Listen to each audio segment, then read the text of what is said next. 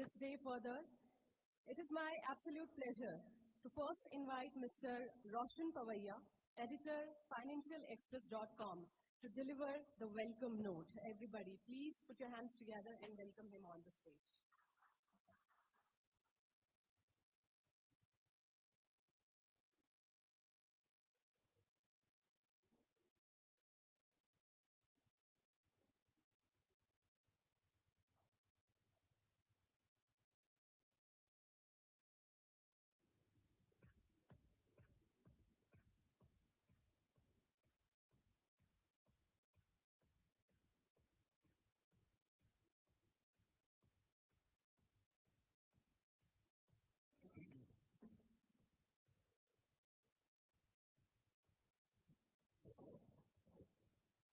Good morning, namaste, and a very warm welcome to everyone in the room. I'd like to extend a very warm welcome to Shri Satpal Maharaj Ji for coming and gracing this event.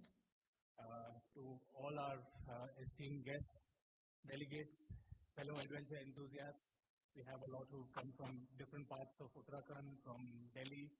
I'd like to welcome you all to this event. It is an honor to greet you all today here in Dehradun, in Devbhoomi, which is the heart of Uttarakhand. It is a land of gods, and it's known as the land of gods for a reason, and especially for adventure tourism. जब भी आप सोचते हैं river rafting चले, the first place that comes to mind is Rishikesh. It is the river rafting capital of India. It is also one of the holiest places, the holiest states in India. क्योंकि यहाँ पे you have Badrinath, Kedarnath, Vishwanath, all the temples, Yamunotri, Gangotri, everything in Uttarakhand. So, it is why people come here for different reasons. For adventure sport, whether it is paragliding, whether it is skiing in Auli, or trekking through the Valley of Flowers. All of this comes together in Uttarakhand, and while we have so much happening, we also need to ensure that we are conscious of how we are promoting tourism in Uttarakhand. It has to be sustainable. We have to take care of the environment. And at the same time, with adventure tourism also, we have to ensure that there are proper regulations, that there are proper safety checks, because as you know, India has a huge domestic population who are now traveling a lot, and in the hope of getting more and more people to Uttarakhand, we shouldn't compromise on safety. The market for adventure tourism in India is growing rapidly. There's an 18% year-on-year growth. We hope to be at, it was approximately 1.4 lakh crore last year in 2024. And we hope that by 2033, it will be 7 lakh crore. That is the size of the adventure tourism market, the tourism market in India, and Uttarakhand is a key part of that. I also need to make a mention about the infrastructure. So while we are promoting adventure tourism in Uttarakhand, we need to ensure that we also have proper infrastructure built up to accompany the kind of tourism that we will be attracting. So it is a path that is exciting, yet we need to take care of these few things. And I would like to thank the Uttarakhand Tourism Department for partnering with us on this event, and the government of Uttarakhand for powering the event, as well as Meghalaya Tourism also, where we have done these kind of events in the past. And we're hoping to not just restrict it to Uttarakhand as well, we're hoping to also do similar initiatives in Bihar, with Uttar Pradesh, with Maharashtra, and Gujarat. With that, I welcome you all to this Adventure Tourism Meet 2025 in Uttarakhand, and hope we have some very engaging sessions through the day. While Shri Pushkar Singh Dhami is here right now, we are also expecting our Honorable Chief Minister, Shri Pushkar Singh Dhami to also be at this event very soon. Thank you.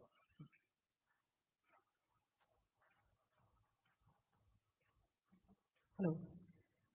Thank you very much, sir.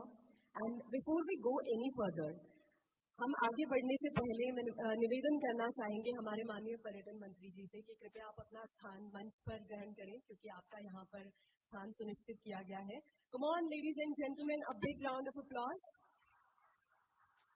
Along with him, I would also like to request Mr. Roshan Pavaiya, sir, editor financialexpress.com, to please join us on the stage. Well, right after this, it gives me immense happiness to invite Mr. Abhishek Rohilla, ACEO UTDB, to be here on the stage and give a special address to all of you. Everybody, please put your hands together.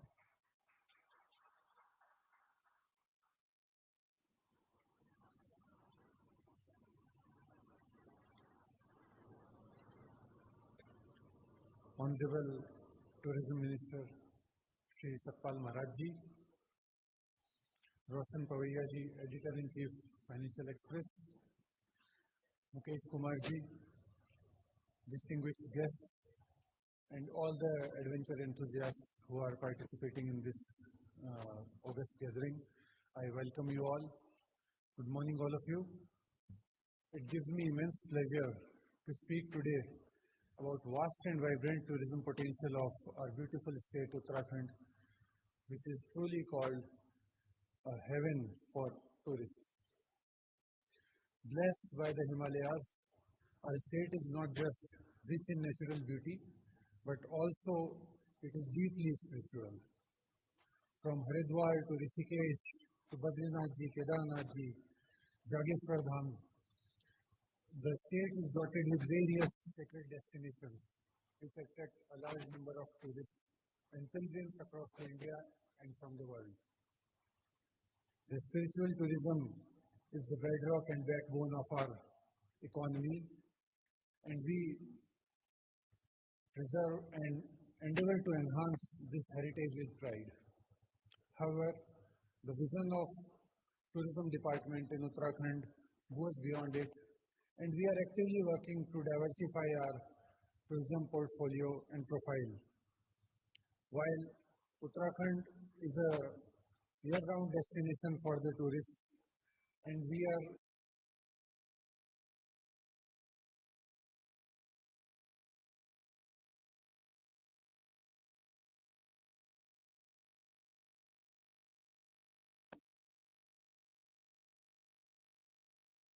launched in the field of adventure tourism.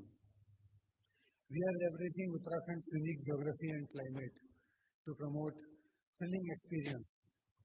Rishikesh, which is already a famous whitewater rafting and bungee jumping site, and attracts a large number of professionals of adventure from all over the world.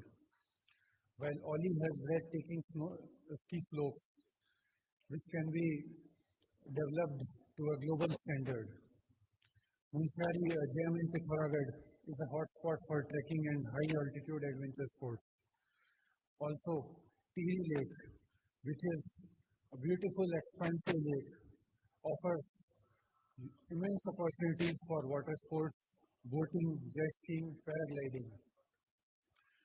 To further promote structured and safe adventure tourism, we have launched the concept of Trek of the Year, which focuses and puts spotlight on lesser known trekking routes and brings them to the forefront. And we are trying to bring these trek routes to the mainstream tourism. Also, UTDB, Uttarakhand Tourism Development Board, has signed a MOU with National Institute of Water Sports to build our capacity in water-based adventure sports, ensuring professional standards and high-quality training. Recognizing the importance of involvement of local people in tourism, we have initiated paragliding training programs for the youth of Uttarakhand. And to further raise the level of paragliding enthusiasts and give the exposure to the local youth, we had recently organized Acro Festival in Tihri, which attracted paragliding professionals from all over the world as well as the country. Recently, we even organized a rafting championship in Champawat, and with growing interest, we plan to scale it to Uttarakhand also offers a wide range of experience in angling economy. To ensure the highest standards of safety and regulation, UTDB has formulated comprehensive safety guidelines for adventure sports like paragliding and rafting. And we are in the process of formulating guidelines for many other forms of adventure sports.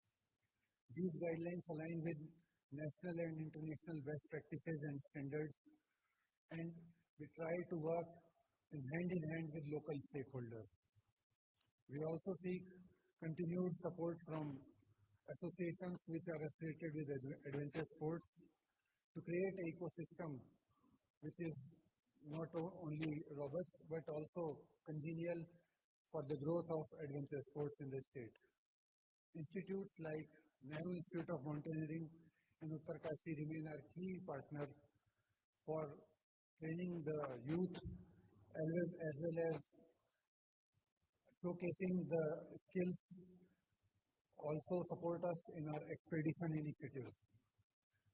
Also, Honorable Minister, we propose that Adventure Annual Week can be conducted every year involving adventure tour operators from all over the country, where we also learn from the experiences of other states and try to improve our tourism profile furthermore.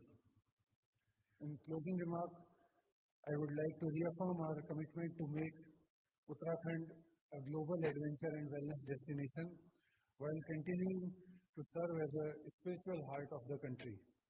I invite you all to partner in our exciting journey to explore, experience, and elevate the incredible potential of Devbhoomi. Jai Hind, Jai Uttarakhand. Thank you.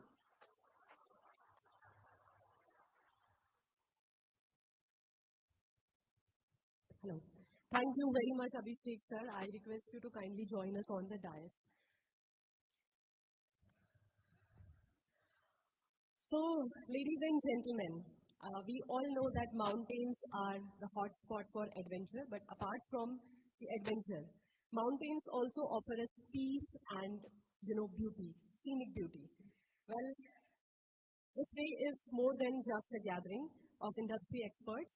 It's a celebration of India's dynamic adventure tourism ecosystem, from the snow-fed rivers of Uttarakhand to the remote valleys of Ladakh, from cutting-edge innovations in glamping to the cultural vibrancy of community-led tourism.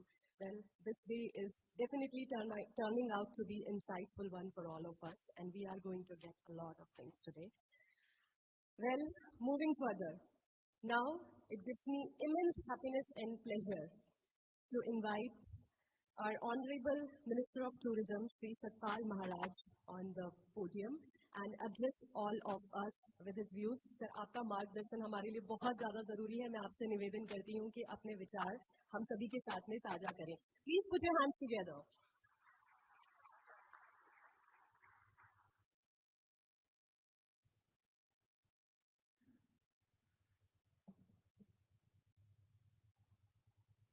Shri Abhishek Rohela ji, ACEO पर्यटन, editor Financial Express, Shri Roshan Povaiah ji, Shri Mukesh Kumar ji, vice president revenue,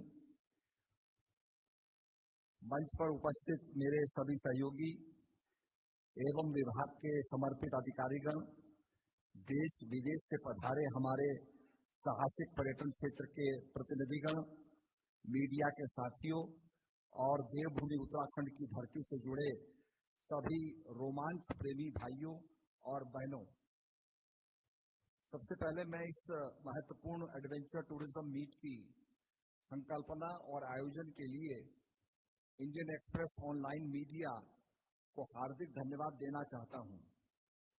Himalaya के हृदय स्थल उत्तराखंड में adventure tourism meet में आए साहसी, विशेषज्ञ, उद्यमी और खोजकर्ताओं को इस प्रतिष्ठित सभा को संबोधित करते हुए मुझे बेहद प्रसन्नता हो रही है। मैं आप सभी को साहसिक पर्यटन महोत्सव 2025 के तहत दिल से स्वागत करता हूं।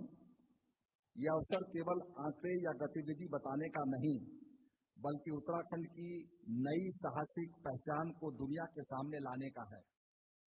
उत्तराखंड ने हमेशा से शोभा, संस्कृति और प्राकृतिक सौंदर्य के लिए एक खास स्थान बनाया है, लेकिन अब हम साहसिक पर्यटन की राजधानी के रूप में एक नया रंग भरने जा रहे हैं। मुझे गर्व है कि हमें बीते कुछ वर्ष में न केवल योजनाएं बनाई हैं, बल्कि जमीनी स्तर पर उन्हें साकार भी किया है। और इसके साथ साथ जो हमारी जल आधारित गतिविधियां रही रिवर राफ्टिंग की, उसके बारे में जो जानकारी मुझे मिलेगी मैं आपको दूंगा। इस वर्ष 2024 में 3,56,000 पर्यटक राफ्टिंग के लिए उत्तराखंड आए। 2025 में यह संख्या 2,16,000 को पार कर चुकी है और अभी भी हमारे पास समय है। इससे 100 करोड़ से अधिक की धनराशि का कारोबार और 2100 से अधिक युवाओं को रोजगार मिला है। हमने स्थानीय युवाओं को प्रशिक्षण और महिलाओं को विशेष प्रोत्साहन देकर इस क्षेत्र को समावेशी बनाया है। वायु आधारित गतिविधियां पैराग्लाइडिंग 2024-25 में 47,689 पर्यटकों ने पैराग्लाइडिंग का अनुभव लिया। 69 टैंडम पायलट और 16 कंपनियों के माध्यम से 200 लोगों को प्रत्यक्ष रोजगार इससे मिला है। बंजी जंपिंग, मुझे न्यूजीलैंड जाने का मौका मिला और मुझे उस ब्रिज पे भी जाने का मौका मिला जहां से बंजी जंपिंग प्रारंभ हुआ था। जब लोग वहां से बंजी जंपिंग कर रहे थे तो फायर ब्रिगेड आ गया कि you can't jump, this is harakiri. तो उन्होंने बताया कि साहब ये बड़ा सेफ है, इसके अंदर सारा हमारा सेफ्टी चीजें हैं। तो उन्होंने आदमी के वजन के बराबर उसमें एक सामान बांधा और फिर उसको गिराया। जब वो बिल्कुल सेफली रहा, झूलता रहा, तब उन्होंने बड़ी मुश्किल से परमिशन दी और वहां से बंजी जंपिंग शुरू हुई है। ऋषिकेश बंजी जंपिंग का सबसे बड़ा एडवेंचर पार्क है। यहाँ बंजी जंपिंग हाइट 83 मीटर ऊंची है। साहसिक पर्यटन गतिविधियों के लिए प्रसिद्ध संस्था एज हैकेट इंटरनेशनल अब उत्तराखंड में भी बंजी जंपिंग सहित कई अन्य एडवेंचर प्रोजेक्ट्स जो है संचालित करेगी। और मुझे बड़ी खुशी हो रही है कि यहाँ देश विदेश से काफी लोग आ रहे हैं जो ये चाहते हैं कि पूरे एरिया को डेवलप किया जाए, उसमें होटल इंफ्रास्ट्रक्चर को लाया जाए और उसके साथ साथ जो हमारे एडवेंचर स्पोर्ट्स हैं उनको भी यहाँ पर बड़े प्रभावशाली रूप से किया जाए। इसके अंदर सेफ्टी फीचर की बहुत जरूरत है और मैं समझता हूँ कि जब यहाँ से ट्रक्स जाते हैं तो मेरे पास ये आई थी समस्या कि साहब हमारे पास सैटेलाइट फोन होने चाहिए। ट्रैकिंग में अगर हम फंस जाते हैं, कोई अवलांच आ जाता है तो हम कैसे कांटेक्ट करें। तो उसके लिए भी हमने केंद्र सरकार को लिखा कि satellite phone should be permitted to this people, तो ये संभव हुआ है। बाकी मेडिकल टूरिज्म की बात की गई, वेलनेस टूरिज्म की बात की गई, इसका बहुत बड़ा पोटेंशियल है।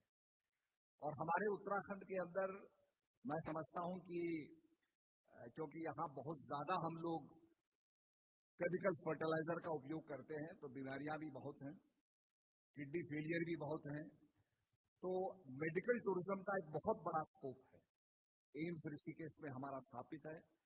उसका लाभ उठाते हुए हम विदेश के इन्वेस्टर से भी बात कर सकते हैं, विदेश की एम्बेसी से भी बात कर सकते हैं कि अपने लोगों का ट्रीटमेंट कराने के लिए सस्ते में वो भारत को चुने।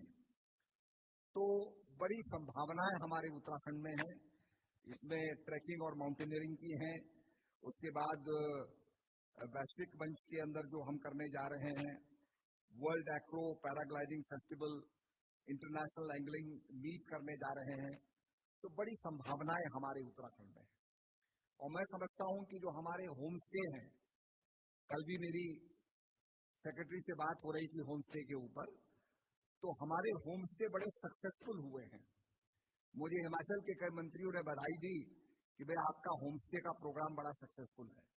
हम चाहते हैं कि थोड़ा इसको एक्सपैंड करें और वो होम स्टे बने जो यहाँ के आर्किटेक्चर को लेकर के, पहाड़ी संस्कृति, पहाड़ी शैली को लेकर के जो बने हुए हैं, ऐसे होम स्टे को हम प्रमोट करें। पहाड़ी व्यंजन आपको खाने को मिले, तो इस प्रकार के होम स्टे हम चाहते हैं। होम स्टे हमारे बढ़ेंगे, कैपेसिटी बढ़ेगी, तो निश्चित रूप में हम ये भी आगे प्रचारित करेंगे कि कौन सा होम स्टे क्या चीज को स्पेशलाइज करता है। क्या वहाँ अच्छी रिवर राफ्टिंग होती है? क्या वहाँ से बर्ड वॉचिंग हो सकती है? क्या वहाँ से बटरफ्लाई वॉचिंग हो सकती है? क्या वहाँ से आप ट्रैक कर सकते हैं? ये सारी चीजों को लेकर के हम लोग करने जा रहे हैं। बाकी उत्तराखंड, जिसको गढ़वाल और कुमाऊं कहा जाता है, गढ़वाल के अंदर गढ़ थे, पहाड़ों के ऊपर गढ़ बने हुए थे जहां लोग सुरक्षित रहते थे। आज उन गढ़ों को भी हम रिवाइव कर रहे हैं ताकि आप देख सकें कि गढ़ों में लोग रहते थे। लोग अक्सर जाते हैं कि साहब यहाँ क्या है देखने को, तो वो गढ़ भी अब देखने को मिलेंगे। इस प्रकार से राजस्थान के अंदर काफी गढ़ों को रिवाइव किया गया।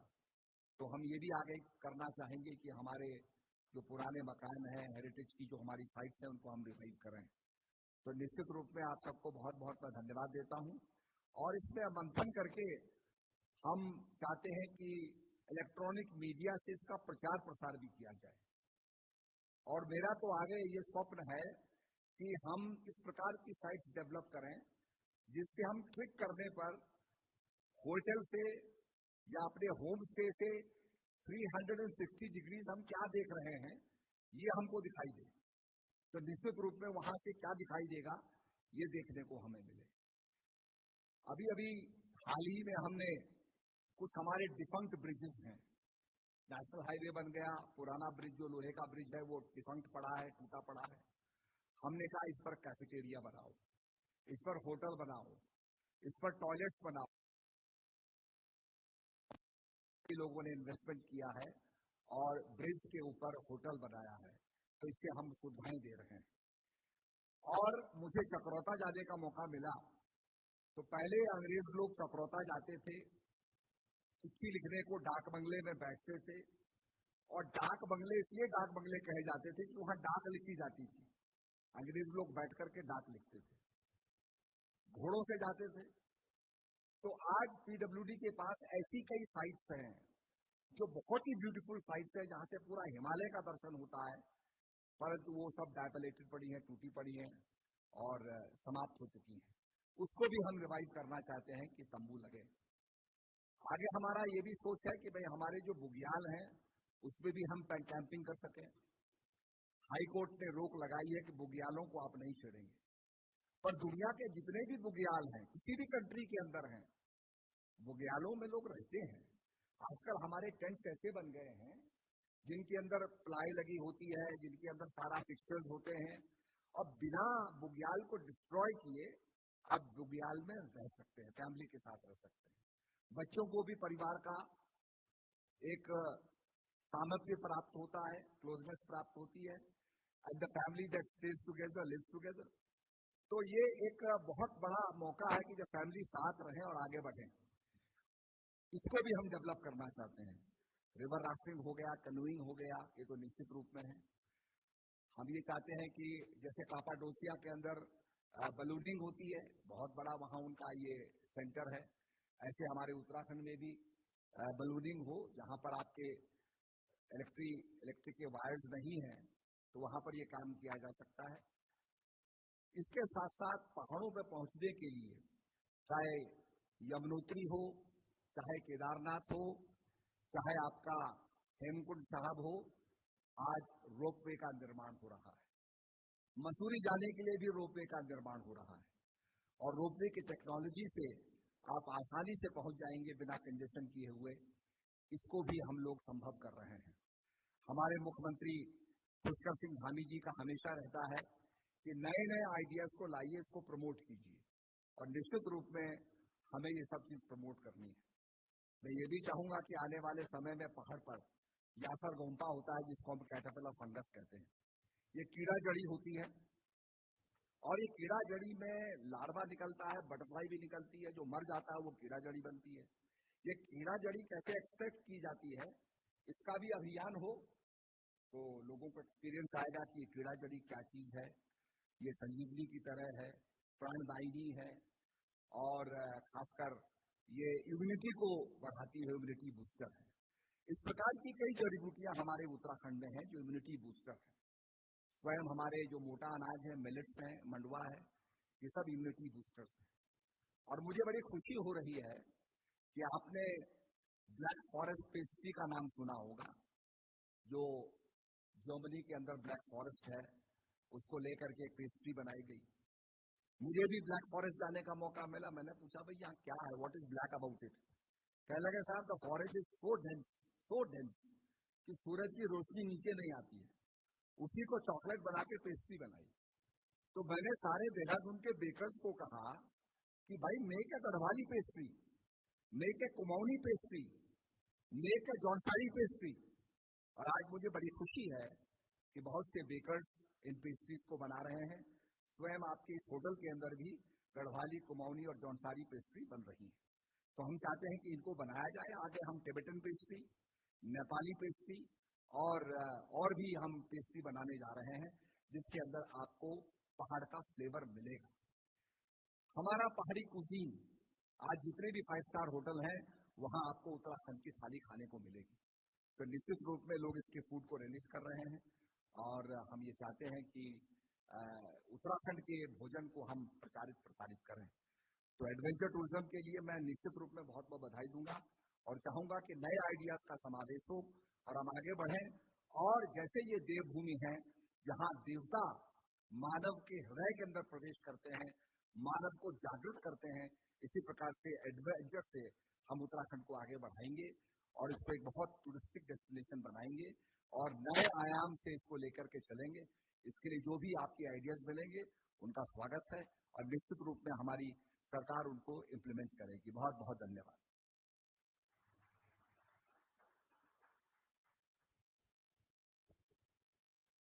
Thank you very much to our Honorable Minister of Tourism, especially for bringing light to all the possibilities in the areas of tourism. Thank you very much. Well, now, I would like to request Mr. Roshan Pawaiya to kindly felicitate our Honorable Minister of Tourism, Shri Satpal Maharaj. Ladies and gentlemen, a big round of applause as we felicitate our guest of honor.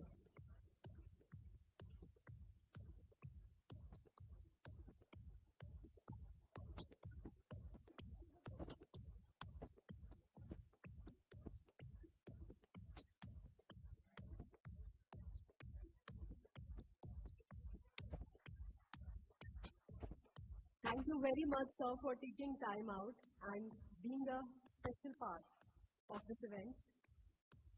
Your presence means a lot.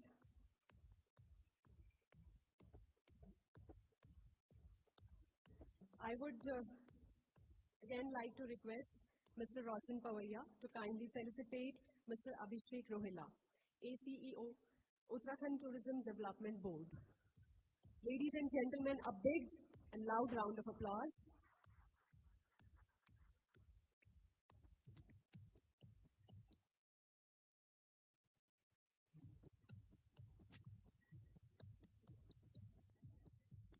Thank you very much, sir, for your insightful words that you shared with all of us.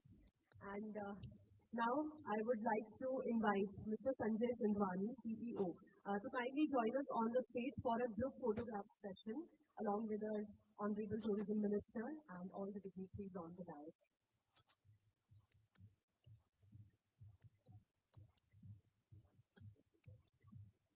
So everybody, can we all give a loud round of applause for this inaugural session?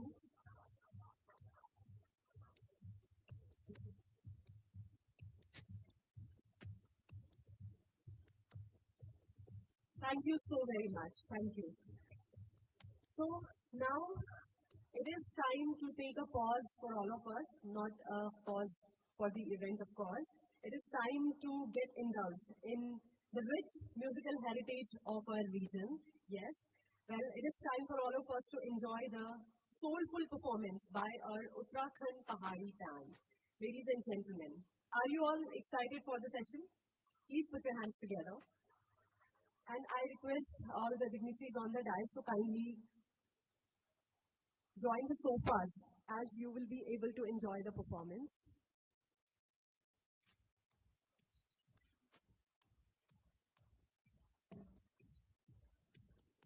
So this performance is going to showcase the rich culture of Uttarakhand, the heritage of Uttarakhand. Well, we have our Uttarakhand Pahari band in the house.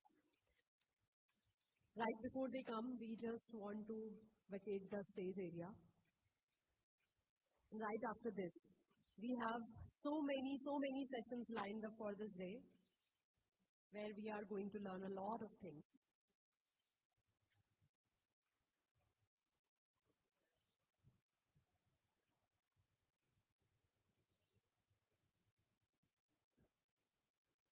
All right.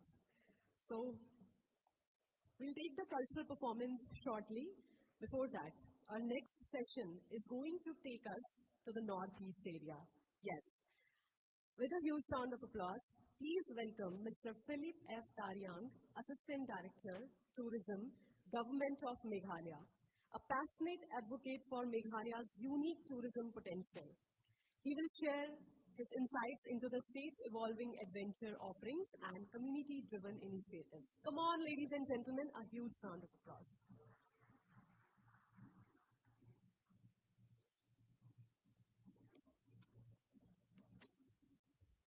Very good morning to all of you. I want to especially thank the Honorable Tourism Minister from Uttarakhand, who has graced this gathering here and made it so much more meaningful. And I would like to thank also the Indian Express Group and all the other dignitaries and also the people present here at this very important gathering here this morning. And before I start, I'd just like to bring greetings from Meghalaya Tourism as well. In fact, the last event that we had was in Shillong. We had a wonderful event back then. We had tour operators, adventure enthusiasts from all over who participated in the event in Shillong. And in fact, the second edition, we are very happy to be part of this event as well. And I want to thank all of you that you are here, you have gathered here.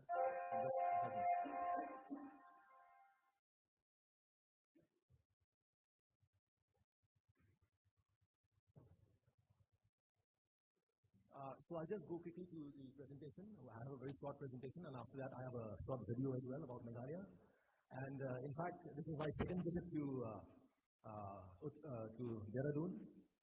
We were here, in fact, as a team from Meghalaya Tourism back in 2023. We had come at that point of time because in Shillong we are planning to come up with a ropeway project. So in 2023 we had come to do a bit of a study here for the ropeway project. And we are very happy to tell you also that we have a long association with Uttarakhand. In fact, we did a workshop last time on the trekking trails of Meghalaya, and for that we have sent a lot of our youth who are involved in trekking and adventure-related activities to Uttarakhand for exposure visit. And in fact, a lot of our young people from Meghalaya visit Uttarakhand often. Rishikesh for the whitewater rafting and all that. So we have a good association with Uttarakhand. I'm very happy for that. And I feel that we should have more interaction because we have kind of a similar activity-based, offerings that we have between the state of Uttarakhand and Meghalaya. So it will bode well for us if we have a lot of, learnings together as well. So moving on, I'll just move to the presentation. Just a brief about what Meghalaya is all about, what our offerings are. I won't take too much time on this. This is just the contribution of the GSVP and the footfall that we have. We are almost touching 20 lakh arrivals in Meghalaya as of now. And in fact, the brief that we have about Meghalaya is, we have one of the cleanest rivers. I know you must have heard about it. The Prime Minister has talked about the river in his Mann Ki Baat address. So that is one of the, we also have the cleanest village also. So these are the offerings that we have in the Meghalaya. And in fact, this has been possible only because of the initiative and the, of the community. The community have come together and worked together with the government, with the tourism department, and has made this possible. Of course, I still remember that when COVID struck, it was a huge impact on the entire world. And in fact, Meghalaya was also one of the states who felt, the impact of the COVID. And during that time, we had come together as a department to, with the community as well. We had thought, since everything was closed down, we thought, let us sit together and, brainstorm what we can do, because we knew that tourism would pick up again after COVID and all that. So when tourism picks up, what do we do then? Are we ready?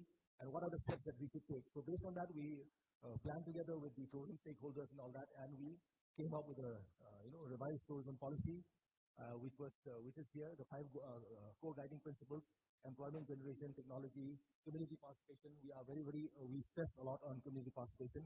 So this was the outcome of the brainstorming that we had during the lockdown period. We had online meetings with stakeholders. And of course, the tourism policy also talks about the 9+ areas. These are the 9+ areas that we are, focusing on. Experiential tourism is one of them. Your tourist safety, and of course, standards. So tourist safety would be on adventure tourism and all that as well.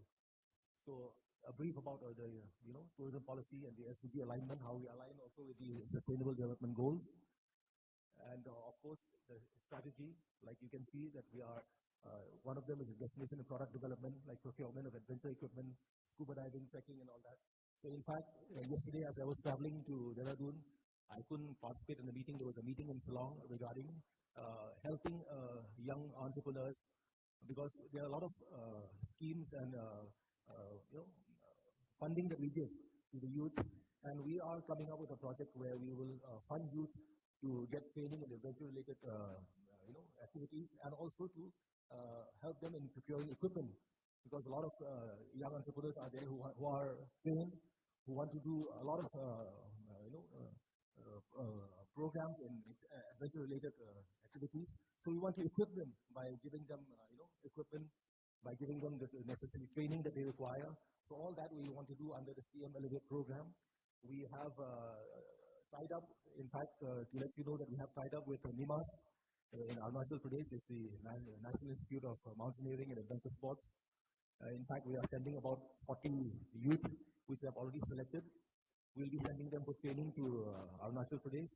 And similarly, NIMAS will also come to Meghalaya. In fact, they are doing scuba diving and all that in that river, which I mentioned earlier, the cleanest river. So we have scuba diving training and all that will be done there. So that's the kind of engagement we are having with NIMAS and other organizations as well. So as you can see, these are the pictures that talks about the adventure-related activities in Meghalaya, which is bungee jumping and whitewater activities there, like caving. So I'd like to talk a bit about caving as well later on. Like if you see, we have whitewater rafting that is a big draw in Meghalaya right now. A lot of people from all over the world, they come. It's an annual activity which is held every year. It's a big draw among young enthusiasts and all that. So we just had this program just recently, about 2 or 3 months back. We have this event, and we have this annually. That's the last event that we had. We were back in 2024, and recently we had this a few months back. And of course, I wanted to talk about caving, which I said also. Caving is a huge draw again in Meghalaya. In fact, Meghalaya has one of the longest caves in the subcontinent. If you can see here, Krem Lakra is the longest cave. So far, about 34 kilometers have been mapped so far, so probably it will be longer as well. So based on this, we are also from the department planning on setting up the National Caving Institute. The work on this is already in progress. We are discussing with the department, with the various agencies and all that, how we will set up this, because we have the annual program on caving as well that is done in Meghalaya. It's called the Caving in the Abode of Clouds, which draws multiple participants, huge participation across the world. So we have caving clubs from the UK, from the US, and all parts of the world who come and participate in caving activities in Meghalaya. So these are some of the caves, important caves. Hon'ble is one under UNESCO's 100 International Union of Geological Sciences cave. It's a well-known cave. And under this, because of the importance of this cave, we also got funding from the Ministry, Government of India, to set up a caving experiences center. So this will come up in the place called Ceremonial in Swara. The work is already started there. So once the skating experiential center comes up, people will be able to visit this area, have it's a kind of a museum and learning center about skating and all that. And after that, you can go for the expedition to the skating as well. So this work is already under progress. This is under Swadesh scheme of the government of India, and we would like to thank the ministry who are supporting us, always in our endeavor in adventure tourism. And these are some of the offerings I would like just to show you quickly. And of course, trekking, which I mentioned earlier, we had done some work with Himalayas. We had done training for the youth and all that, so which is another big draw in Meghalaya. And of course, the other offerings you can see here, the trekking trails. We have also developed an app where people can access the app and get details about the trekking route they want to go to, in terms of bookings and learning about the trek before they go for the adventure as well. So apart from that, of course, the biking tours that we have, which is another big draw in Meghalaya. And of course, zip lining, which is there, and about multiple areas that we have. And that is the River that I was talking to you about, where the scuba diving and all that activities happens every year. Like I said, we have just tied up with Nimas. They want to set up the training center here in Dauki. It's a place called Dauki. It's a famous river. The specialty about this river is that all people, in fact, when they come, they say, how can scuba diving? Scuba diving is associated mainly, people think about ocean and all that. But the difference here is that it's a clean river. The kind of, the ecology of the entire area is different. So once you do, ocean diving and all that, and river diving is completely different. So this gives you a complete different experience altogether. So like that, there are some youth who are already involved here, and right now, Nimas from Arunachal Pradesh, they want to set up a center here as well for the training, and we are working with them also to help them out, and we will be, like I said, sending out youth for this training as well. So this is just a few of the offerings that I'd like to talk to you about Meghalaya. In fact, apart from that, we have huge activity across the state, which of course I would like want to mention here because that'll take some time. But if you want to know more about Meghalaya, please do visit our website. And I would also welcome all of you to visit Meghalaya as well, to get an experience about what the offerings of the state can have. And in fact, just yesterday evening when we had a quick round-table discussion among all the other stakeholders, we were thinking about Astro-tourism and all that, which we have started initially in a small way, but I think it could be a big draw also. I think it's happening in a big way in Uttarakhand also. I've just seen some of the work that's been done. So that is something we would like to also have. I think that will be a good initiative. I think we can learn what Uttarakhand has done in that field also. Probably we can have cross-learnings across this as well. So thank you. I'll just stop that. And in fact, after that, I'll just have a short video. So just experience the video. So it'll give you a glimpse of what Meghalaya is all about. And I would like to thank all of you again, once again, for having come here for this program. And we in Meghalaya Tourism, we are very happy to be part of this event with Indian Express and with all of you. And I would like to thank the Honorable Tourism Minister again for having graced this occasion with us and for having come here with his presence. And also, I'd like to thank the Chief Minister also, I believe, will be here later. And I'd like to thank the Uttarakhand government for having given their wholehearted participation to this event. And all other stakeholders, officials from Uttarakhand government, I would like to thank all of them. And greetings again from Meghalaya Tourism to all of you. Please enjoy the video and thank you once again.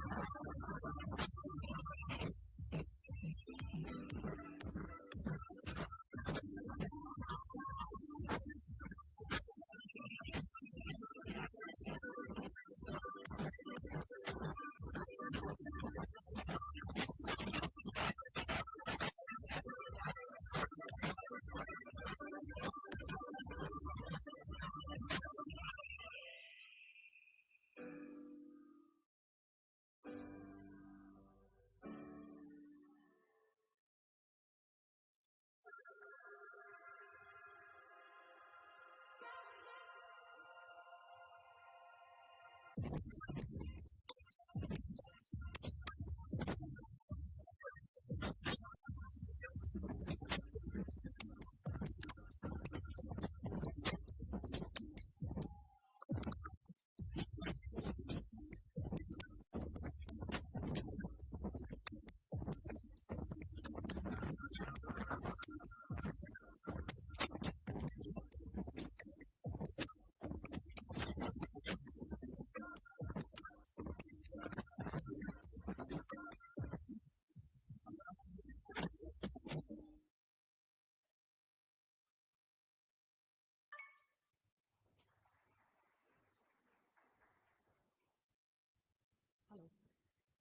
Thank you very much, Mr. Philippe F. Tairang, to taking us on a tour to Meghalaya. Well, now I would like to request Mr. Mukesh Singh, Senior Vice President and Revenue Head, to kindly felicitate Mr. Philippe F. Tairang on the stage. Ladies and gentlemen, a huge round of applause.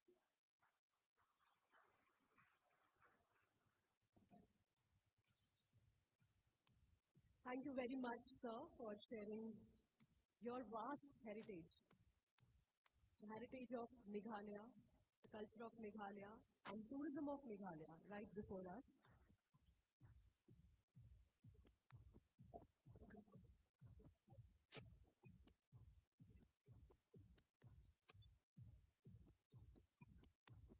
Right after this, I request Mr. Mukesh Singh to kindly stay on the stage as we invite you to deliver the vote of thanks. Ladies and gentlemen, a big round of applause.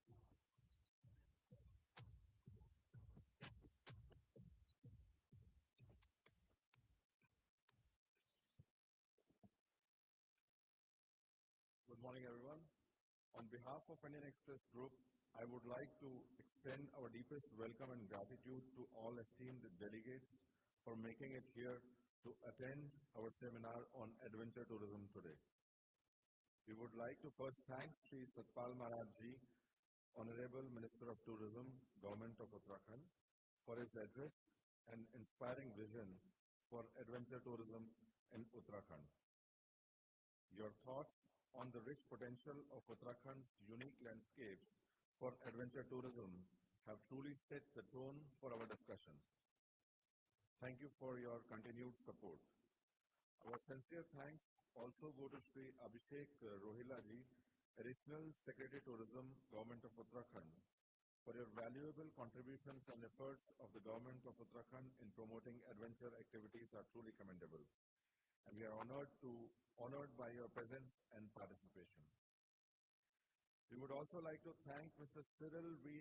Davlong Dingdo, IAS, Director of Tourism, Government of Meghalaya, and MD, Meghalaya Tourism Development, for his efforts to showcase Meghalaya as a prime destination are deeply appreciated.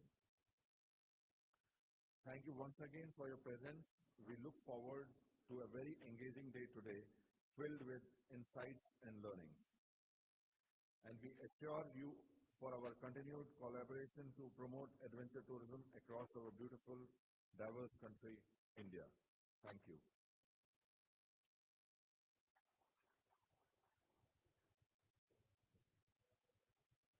Thank you so much, sir.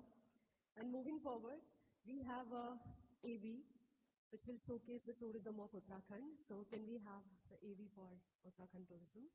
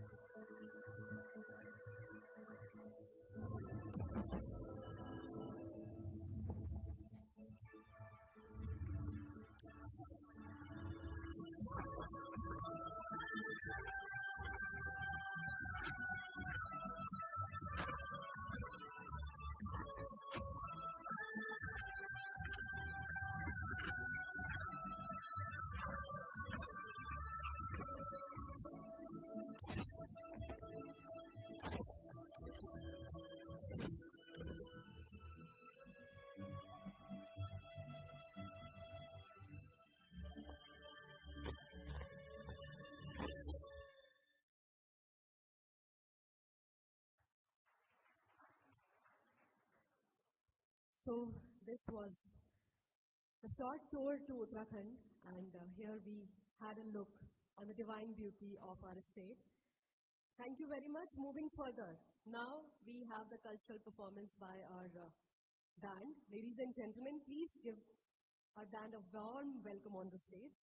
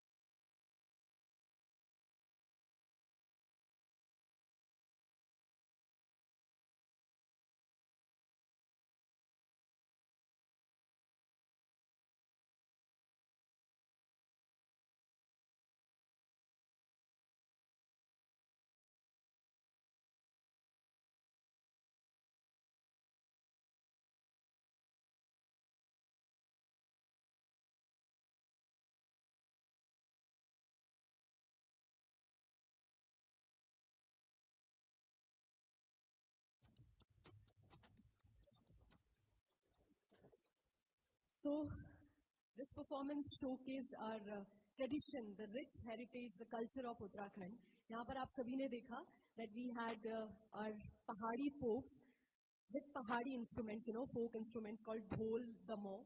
So dhol damo का एक बहुत importance है, बहुत ज़्यादा importance है उत्तराखंड में because these instruments are originated in Uttarakhand and यहाँ पे हर एक function में, हर एक occasion में ढोल दमो और बाकी हमारे जितने भी instruments हैं, सभी चीजें बजती हैं.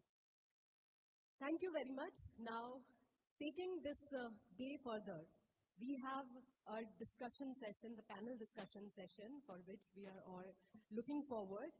The title of which is Voices of the Hills, Community-Led Adventure Tourism Models. A conversation that brings together inspiring stories, responsible tourism, and new frameworks for inclusive growth. Please welcome back on stage our moderator for this session, Mr. Roshan Pawaiya, editor, financialexpress.com. Ladies and gentlemen, please put your hands together. एक बार जोरदार तालियां हो जाए. Well, this is a session we are all looking forward to because this is going to take us through the topic, deep dive. Also, we would like to welcome our three distinguished panelists on the stage, on the dais. Ms. Manisha Pandey, co-founder and MD, Village Ways, and director at the ICRT, that is International Center for Responsible Tourism, India Foundation, a pioneer in responsible tourism and rural hospitality.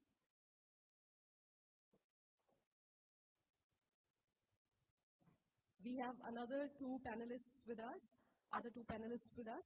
Mr. Lokesh Ori, founder, Humanities Himalaya, and Been There, Doon That, an anthropologist and activist working at the intersection of heritage, ecology, and storytelling. Along with him, Mr. Mani Mahesh Arora, founder and CEO, Impact Investors, and co-founder of the Goat Villages, a visionary in regenerative tourism and eco-enterprise. Well, ladies and gentlemen, please welcome our moderator and all the panelists on the dais.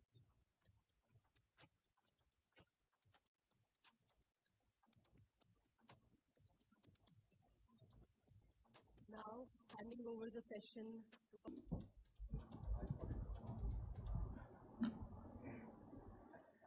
Thank you, and good morning, everyone, once again. I hope you've seen quite a bit of what Uttarakhand can offer in the presentation that was just, which just happened, and in the honorable words of Tourism Minister Shri Satpal Maharaj ji, he outlined what all Uttarakhand can offer. Now here I have with me a panel who are working on different aspects of tourism when it comes to Uttarakhand. And one common thread that binds them all is that they're involving the local community also and empowering them when it comes to tourism in Uttarakhand. So I would like to actually start with, and this is the whole community-led model, how locals are being empowered to cater to tourism. I'd like to start with Manisha, who runs Village Ways, and just to ask her how they are going about empowering the local community to be an active part of tourism in Uttarakhand. Manisha. Thank you for the question, and first of all, it is a great pride and honor to be here. Second time by the Indian Express, and the first time I was also in Meghalaya. So thank you for the opportunity, and also to Uttarakhand Tourism. With Village Ways, we set up an organization in 2005, and the concept was, we call it adventure, but we also say that we introduce something called walking holidays rather than trekking. And by that we meant that how people don't need to make a holiday just to reach from point A to point B. Because between the A and B, there are many different cultural aspects. There are many communities living within those areas, and it can't be that we bypass those communities and talk about tourism, because they are at the center of all this. And certainly the whole concept emerged around that. And we were set up initially to help 5 villages inside a very difficult area. When I say difficult, though it's very pristine and beautiful, it's a sanctuary. It's called Binsar. But they were facing so many difficulties because of lack of livelihood. And therefore, Village Ways was originally set up to stop the outmigration from these. We formed some excellent experiences for people to come and not only just walk from village to village, but could also stay with the communities and have those interactions which then lead to them coming back. So you will be surprised that in our Almora or Bageshwar district villages, we have had guests who have maybe even come 7 times or 8 times to the same village, and it's not, I'm telling you, it's not just because of the places, it's also because of the people. So our whole work is around community ownership, community not being fragmented to run a tourism being low-key so that there is not over-tourism. They just have tourism enough to have an additional livelihood source. Right, I'll come back to that. About over-tourism is something that we should also talk about. But I'd like to bring Mr. Lokeshwari in here. You are the founder of Humanities Himalaya, and you have this program called Been There, Doon That. If you could just throw some light about how you are involving the local community in your Yeah, so we take up villages, we look at villages, and in some ways we are doing exactly the same work that Village Ways is doing. But a very significant part of our work is also about training the village community to run walking trails, to curate experiences. So when we talk to tourists, I think now tourism is an outdated term. And I think travel and experience is more significant to discerning travelers. So when we reach out to the market, we try to convince people that if you're coming here to Uttarakhand to enjoy your holiday, and you are trying to enjoy your holiday at the same pace at which you live in a big city, then you will not go back relaxed. You will not feel that you've had a holiday. What most people are doing in our hill stations these days is that they are coming here, they are, ticking the boxes that humne ye dekh liya, ye dekh liya, ye dekh liya, 5 din ka tour kiya, and you get back to your home. You've done it at the same pace at which you live in the city, so you don't feel relaxed when you return home. So what we are trying to tell people is that please slow down. If you are in Uttarakhand, this is the slow life. Experience the slow life. If you slow down, you will go back truly relaxed. And we are training villages to give that kind of experience, to curate that kind of experience through food, through the walking trails. So we don't do grand stuff, like we don't do too much adventure, but we just do a tree trail. And look at the trees, talk about the trees. And locals can share their experiences about trees. They can share their experiences about birds, about food, about the water systems, the nalas, and how they want to conserve the streams. So it's a very, very intimate experience, very slow experience, and because of which I think a lot of the tourists, they also go back very relaxed. A lot of the travelers, they go back with a great experience, and they go back with an experience where they have truly experienced Uttarakhand. Because Uttarakhand is it's a destination, it's a place where you cannot separate nature from culture. You cannot separate spirituality from the landscape.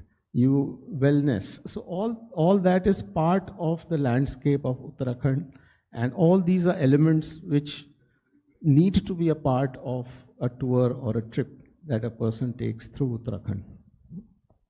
Right, and I think this is very important, especially to involve the community, because otherwise we see a lot of the local community now migrating to the city in search of jobs, and which is what has left a lot of villages empty of the younger population who all migrate to the city, but doing this, we can. I think the touchstone of any community program or any program that relates to tourism has to be that what is it giving back to the community.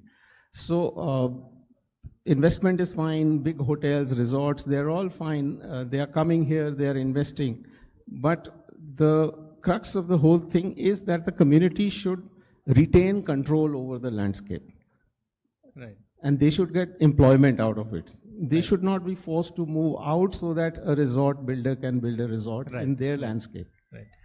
I'd like to bring in Mr. Manimesh Arora here. Now, you run something called the Goat Villages and Bakri Chap, right? So if you can just highlight what you do, and then we will take the discussion forward. Absolutely. First of all, it's a pleasure to be here. When I started working in the realm of tourism, Uttarakhand became my Karm Bhumi, and recently we ventured into Arunachal Pradesh, which is in the northeast of India. And this conference feels like a beautiful sangam of the eastern and western Himalayas. So coming to your question, Roshan, although what we do at Impact Investors and what we have done so far at the Goat Villages, at a broader level, we are using tourism as a prop to solve certain social and ecological issues. So if I were to zoom into tourism for all of us here, what we do at tourism, within the realm of tourism, is to use tourism to A, solve, as I said, a particular problem in the region, in the operating region. B, create an experience for a tourist which no longer is available by default. What I mean by that is, in the cities with the kind of development and lifestyles that we have in today's era, we've become a very emotionally bankrupt society. We are financially abundant, in a materialistic sense also we're abundant, but emotionally we're all bankrupt. We don't get the same nani and dadi ke ghar ka experience which we used to get decades ago.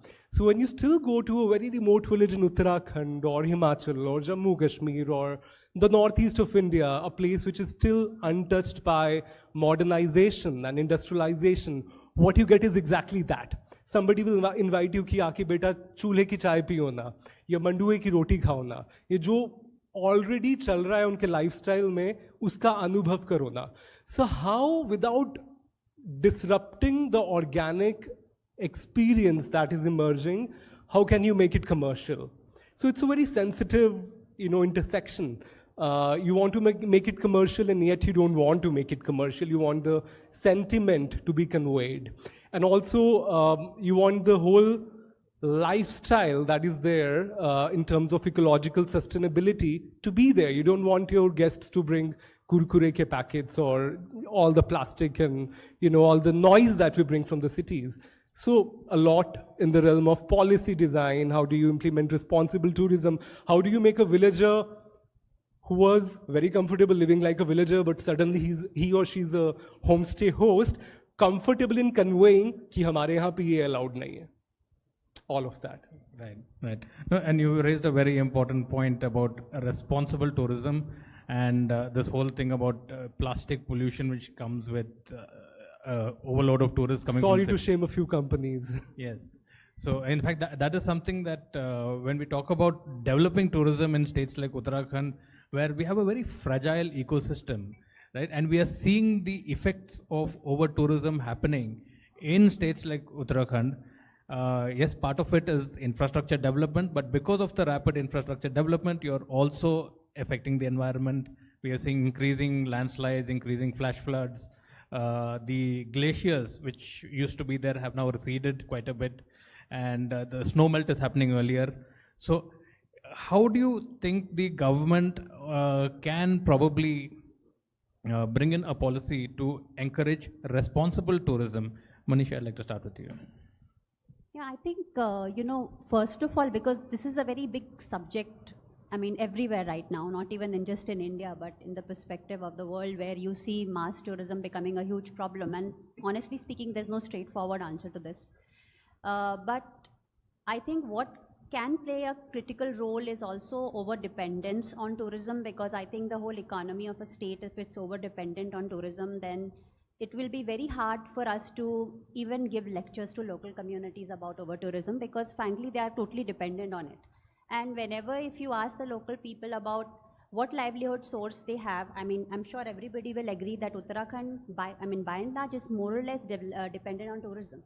So the fact is that how much the local communities can encash with that is actually quite sad, because they are actually at the lowest stage where they are able to get the minimum impact from tourism, despite being the most impacted by the worst impacts of tourism, which comes actually finally on the local people.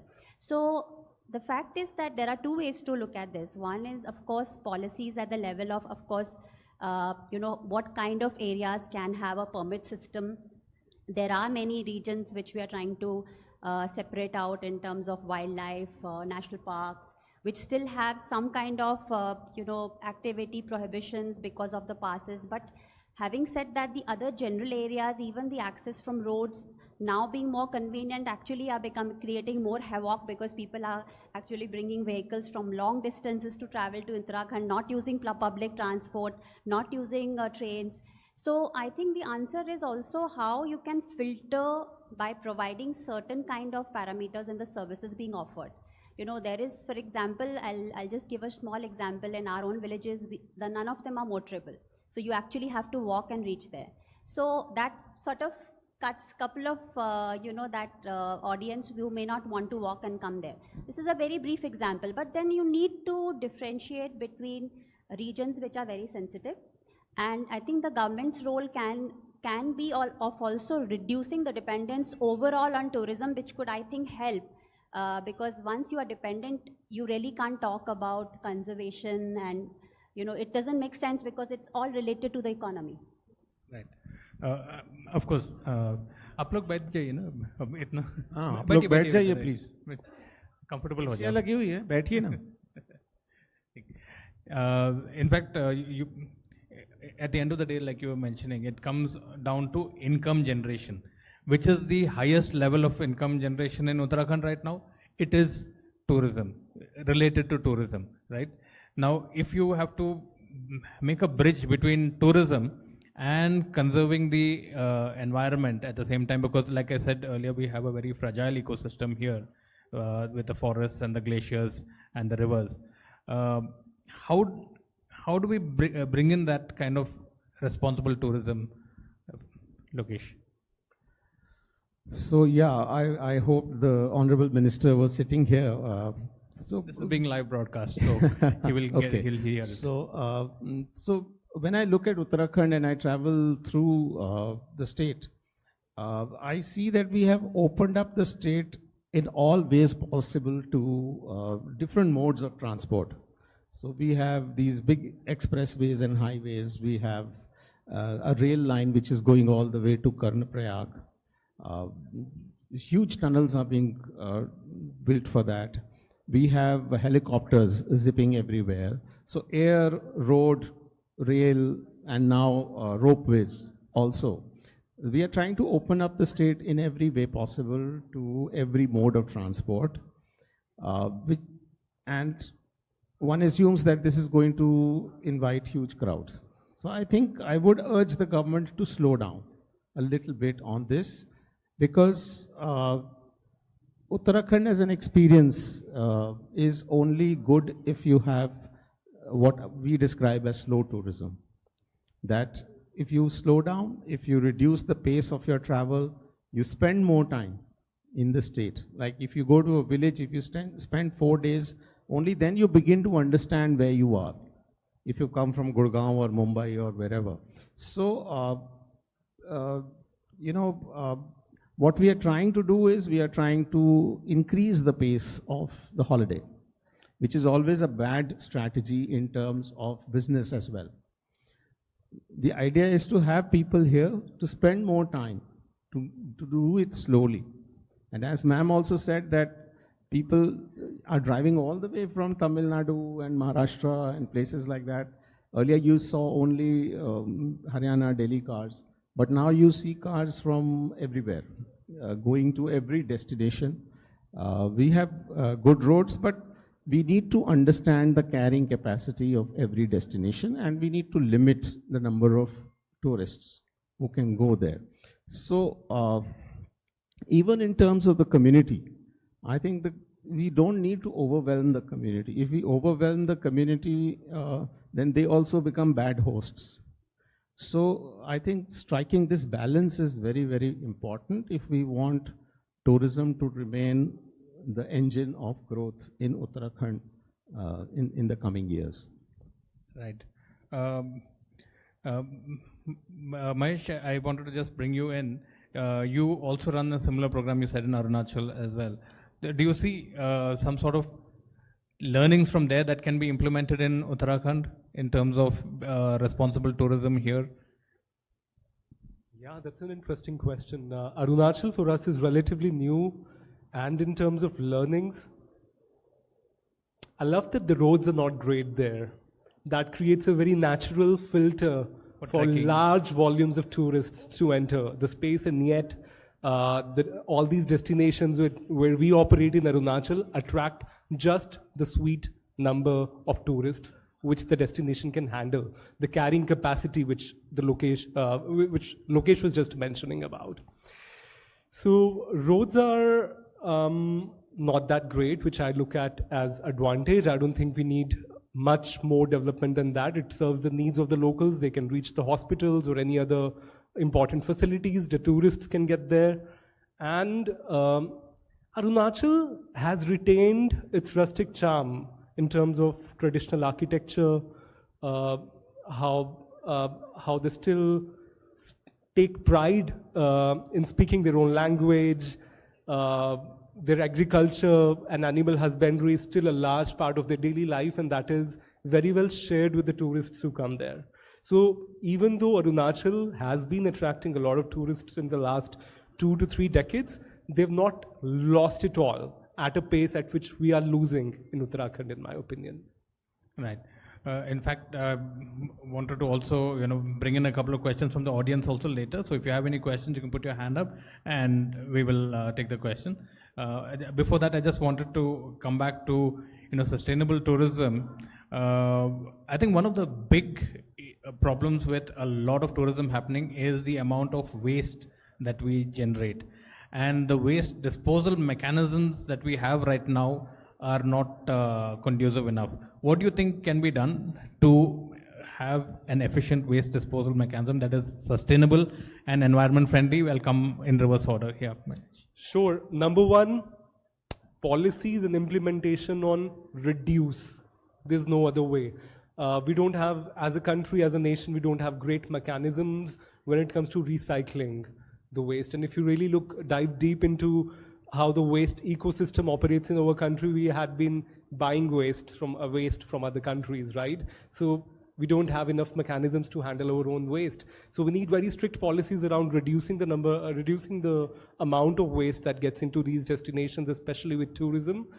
And important checks. For example, at the goat villages, we had this very interesting policy where before the guest arrives, we give them a written policy which includes that please do not bring any non-biodegradable waste to this location.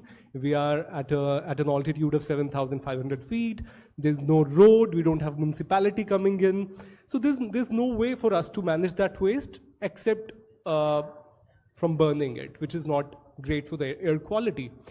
So some people read it, some people don't. And even if somebody ends up bringing the waste, during the checkout, we do a very soft, warm checking of the room, and we gently encourage them to take it back, even if it's a small wrapper of a candy.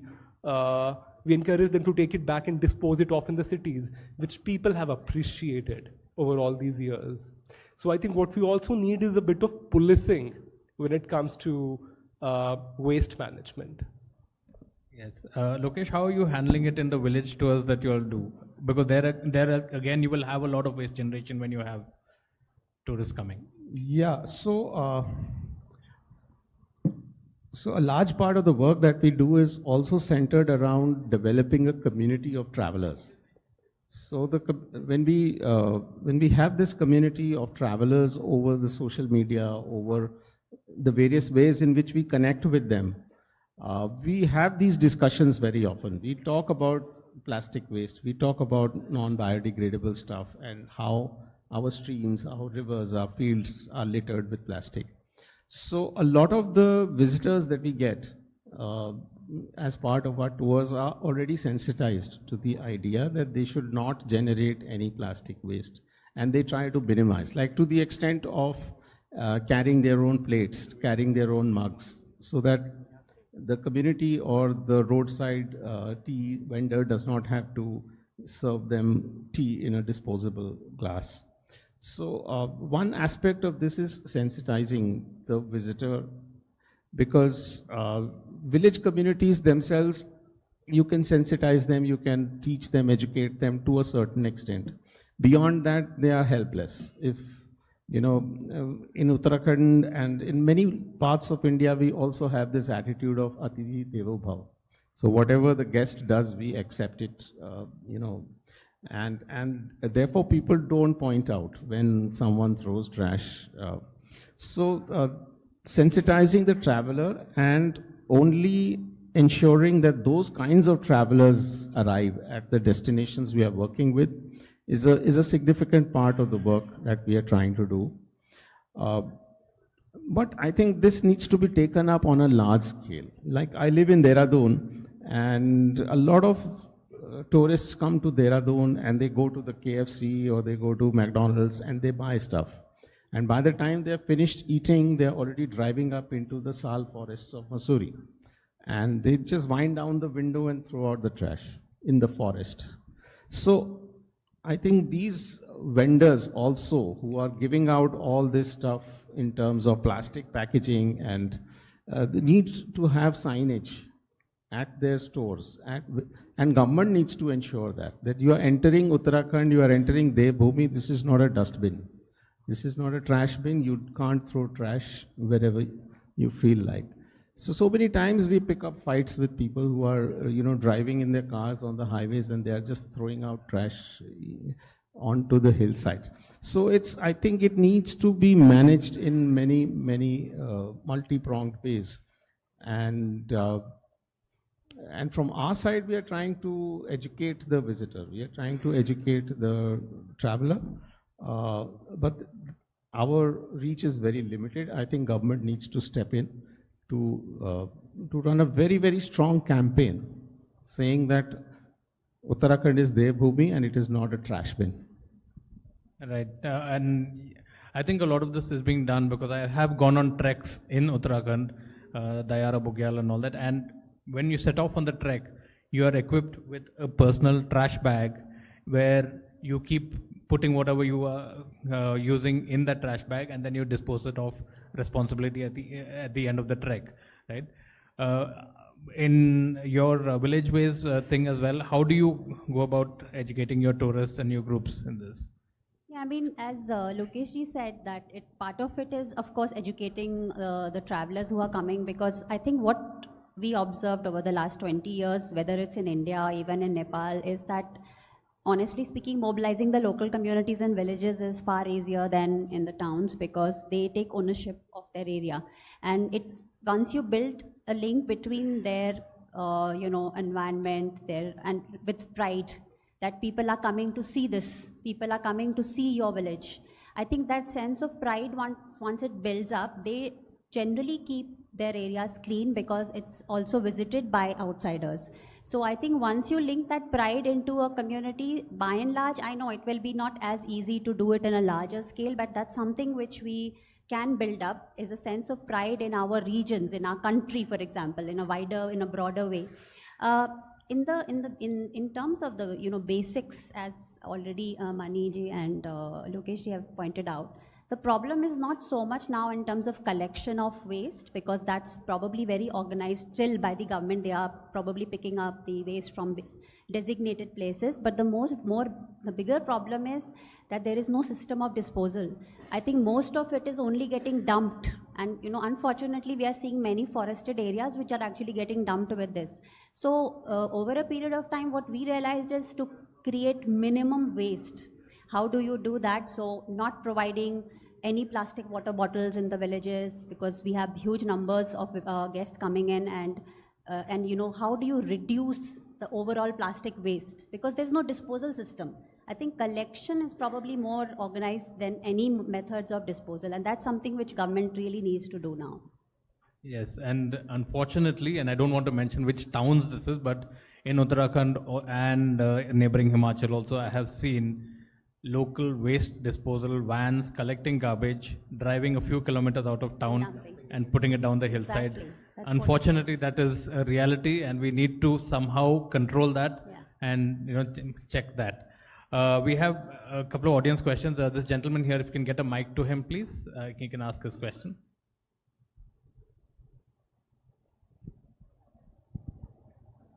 I think one of the things that I wanted to ask is, there is adventure tourism and then there is adventure sports, right? And there is an overlap between the two. And a good example of that would be something like, Tour de France that happens. Now, Uttarakhand is probably as big as France itself, right? So you could actually have Uttarakhand's, Tour de Garhwal if you want, which is a cycling experience which is over multiple days and, it draws the right kind of crowd. And that is the kind of crowd that you want. So, potentially, going back to your point about, we've opened up all these highways and ropeways and I don't know, other stairways, and we're just having hordes of people coming, but they have nothing really to do. And I think one of the ways we could channelize that energy is by getting the right kind of tourists, which is, how can we get more cyclists to come? How can we get some of these type of more channelized behavior? Because not often, so for example, if you can actually host a tour the Garhwal, if you like, right? Right. And that happens over, let's say, a period of 2 months. Automatically people know, अरे वहाँ पे तो यार अभी वो cycling की वजह से ये बंद होगा, वो बंद होगा, ये होगा, वो होगा. And you channelize the right kind of people who come there, people who are interested in cycling. You might also even create a market for cycles and spare parts and repair. Very interesting point. Yeah. So I think, ideas like that would probably help a lot more than trying to beat people up and saying, don't do this or don't do that. Very interesting point that he makes. You would respond to that? Yeah, I mean, it's a very important point also because there's no segregation in terms of what markets we are drawing. So for example, I have seen various states positioning the whole state as a certain destination, then segregating the areas based on what can draw a particular type of audience. Unfortunately, we try to focus on volume. And when you focus on volume, there'll be no segregation of what type of tourists should come to which area. And therefore, the people who are coming for focused interest, they may deviate to some other region because they may not find it very interesting because it's a huge mix of all kind of people coming with different interests and there'll be a mismatch. So I think for the state, positioning of the state plus segregation of areas based on special interest would certainly make it more attractive and much more suitable for, as he said, that it will be very important, for example, cyclists to have some areas where probably they will not have party animals coming and creating huge sound. So I think that way the state also will need to work with the private industry players as well. Right. Also, I think this helps bring income back to the community. You can have a local buying 10 cycles and renting it out as a cycling thing. It can become part of a larger group. Correct. Yes. So this is a very important point. Yeah, look. So yeah, I'm working on a project in a village called Munsiari with the community. So Munsiari is the extreme end of Uttarakhand in the Kumaon region, and very close to the place called, the real capital of Uttarakhand. So what we are trying to do with the community is that we are trying to have this village of weavers and cholia dancers and artists. So basically what we are trying to do is to curate an artist's village and then draw a map of the entire trail that you can take. So basically, if you approach Munsiari through Kumaon, you can visit the entire Kumaon and then exit out of the entire Garhwal. So it's a challenging trail, but it's a very fascinating trail, and we are doing it with Royal Enfield mainly for bike riders, but I think cyclists are also most welcome. So we are doing pit stops in between in some destinations, and then Munsiari is going to be our green pit stop, and then we will do homestays and other facilities on the way out of Garhwal. So this is, it gives you a 360-degree view of Uttarakhand if you want to do that trail. So we are actually working on that, but I'm not too sure how many people will take it once it's there. Yeah.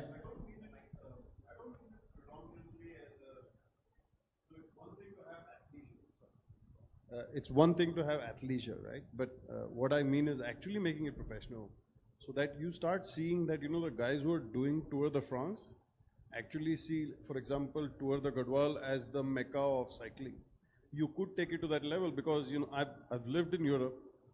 Himalayas के सामने Alps तो छोटा सा मोल है यार, कुछ नहीं है उसमें. I mean, these mountains are rugged, they're big, they're huge. Yeah. And the kind of exhilaration that they can get out of doing such activities here, whether it is trail running, cycling, and there are a lot of people who are into dirt biking, mountain biking. There are these sports that can draw the right kind of people, and therefore we can learn from how the Alps have been maintained. Because at the end of the day, I think if we can maintain the mountains, we'll maintain the region. Right. Very simple, right? True. One more question. Yeah. Mike here. So continuing from my friend is coming through. My whole concept has been around the education of the travelers coming across. Why I feel this important is like Lokesh has been talking about the Munsiari Trail and the Kumaon Trail. I know about this project from Royal Enfield. I've been involved in the similar kind of projects wherein the upper Himalayan trails can be exposed out to the people. See, my problem, or rather the question essentially arises that Uttarakhand has been a destination or historically has been part of the motorsport history of India. One of the toughest rallies, the Himalayan rallies, ran through Uttarakhand in 80s, and till 88 it was a prominent thing. Later on to be taken over by Mr. Pamar in Himachal, and then the rally of Raid the Himalayas came in picture. To be honest, for my generation who was born in 80s and rather later part of 80s and 90s, none of us knew about it unless I met Roshan. And he spoke about it in his auto journalism days about it. And then I researched about it. So again, the education part of it is, I believe, has been missing from a lot of plans which a lot of governments have been making, and us as well as in terms of we being travelers have been missing out upon that. So it's kind of a responsibility probably which rests upon us as well in terms of educating people what is the responsible traveling and saving the trash and understand the cultural immersion. Like for example, I was just talking to Namgyalji and telling him that, okay, there is a dry toilet concept in Ladakh and there is a reason behind it. And overall, the culture has evolved around it. Right. Right. So we need to impart that kind of knowledge, and probably it's our duties to be there and help out. Any plans and any thoughts about it? Interesting point. Just to add to what Hitesh is saying, the cultural angle, right? I mean, we have different types of tourists. So you have the adventure tourist who's coming in for the exhilaration of the sport. You have the leisurely tourist who's coming just to like kuch khayenge, piyenge, aram karenge, jayenge, that type, right? And then there are people who come to witness the local culture. They want, like we had a lovely performance with the music troupe, the dances, the foods, right, of Uttarakhand. How do we bring that angle in? Yeah, I mean, I actually have a video of 1 minute to play for this, not just because I wanted to promote it, but because I want to showcase that between the adventure with the communities, there is a very important aspect of culture. And actually, it's the only thing which can ensure that a right type of traveler, because I do understand that education of travelers is very important, but I also feel that destination building in the right way is also equally important. You know, if you don't give the right choices to a consumer, the consumer has no choice but to choose whatever is available. So I think it's also the duty of all the operators, project developers to also set up those principles in tourism, where the communities are at the center and they can say no to a lot of things. Because in tourism, when you learn to say no, I think that's when the whole process starts to become more responsible. So I think the whole centering of the community is therefore very important. You know, in many states, the community has opposed tourism. In states like Kerala, I know that they have opposed tourism, mass tourism, and then the right kind of tourism has come into. Today they are positioned as a responsible state, not just because of the policies, but because the communities are taking the ownership of the tourism. So if possible, I'd just like to play a 1-minute video which I had shared with them if they can. Do we have the video? Can we play it? Yes, please. Just that will answer this culture part, I think. Yeah.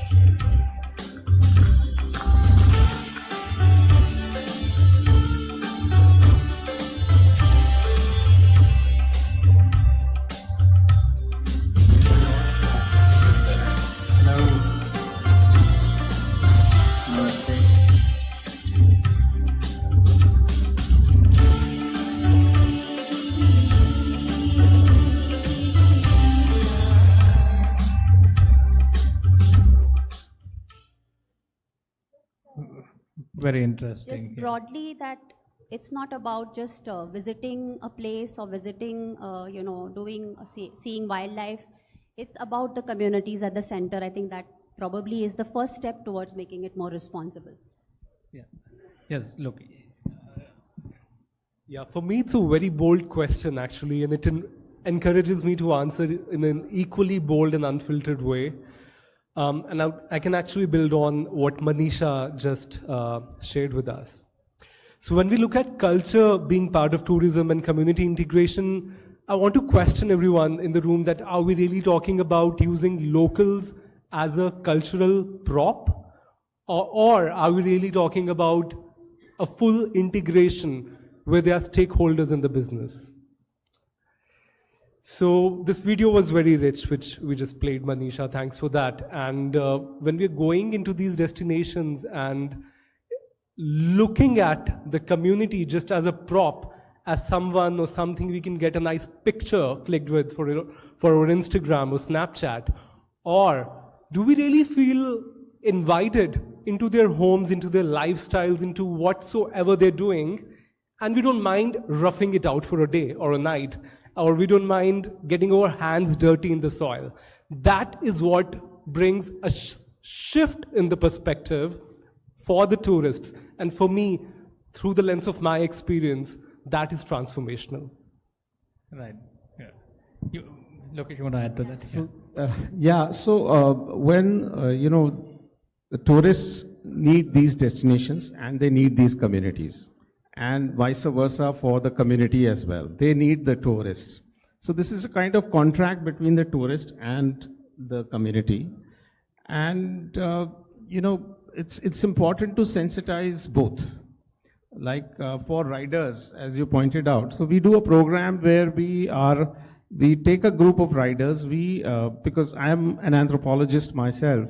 So whenever a festival is about to happen, what we do is we sit down with these riders and give them a basic orientation that you travel to this area where the festival is happening, but also document the festival for us.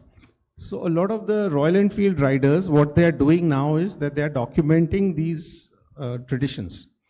And so automatically you are connected with the space, you are connected with the ritual, you are connected with whatever is happening. And if you have a little bit orientation, you are also asking the right questions. So I think that also gives the community a sense of pride that these are not just travelers who are spending money and giving us employment, but they're also interested in what we are doing. So I think this can work both ways between the community and the traveler. Right, and that brings us back to education. I had one more question from a gentleman behind. Yes, can we get a mic to him, please?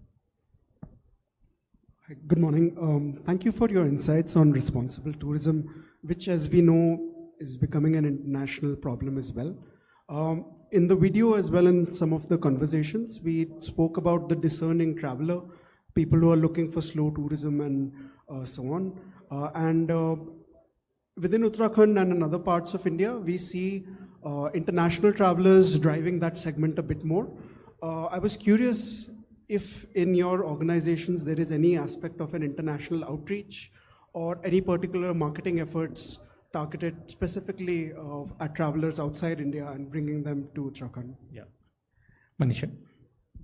Yes, so for us, I think we have done very specific marketing, and I also highlight this aspect whenever I speak anywhere right now, is about responsible marketing, which is another new thing which is equally important as much as is the destination development. Because we were very conscious about what type of guests will actually arrive in our areas. And even if they are international or domestic, the reason is not being good or bad travelers, it's about choosing them to support the communities, and then there's not a big gap between expectations and realities. Again, I don't want to say that these holidays are roughed out experiences. We have built them on basic standards which are acceptable for both guests.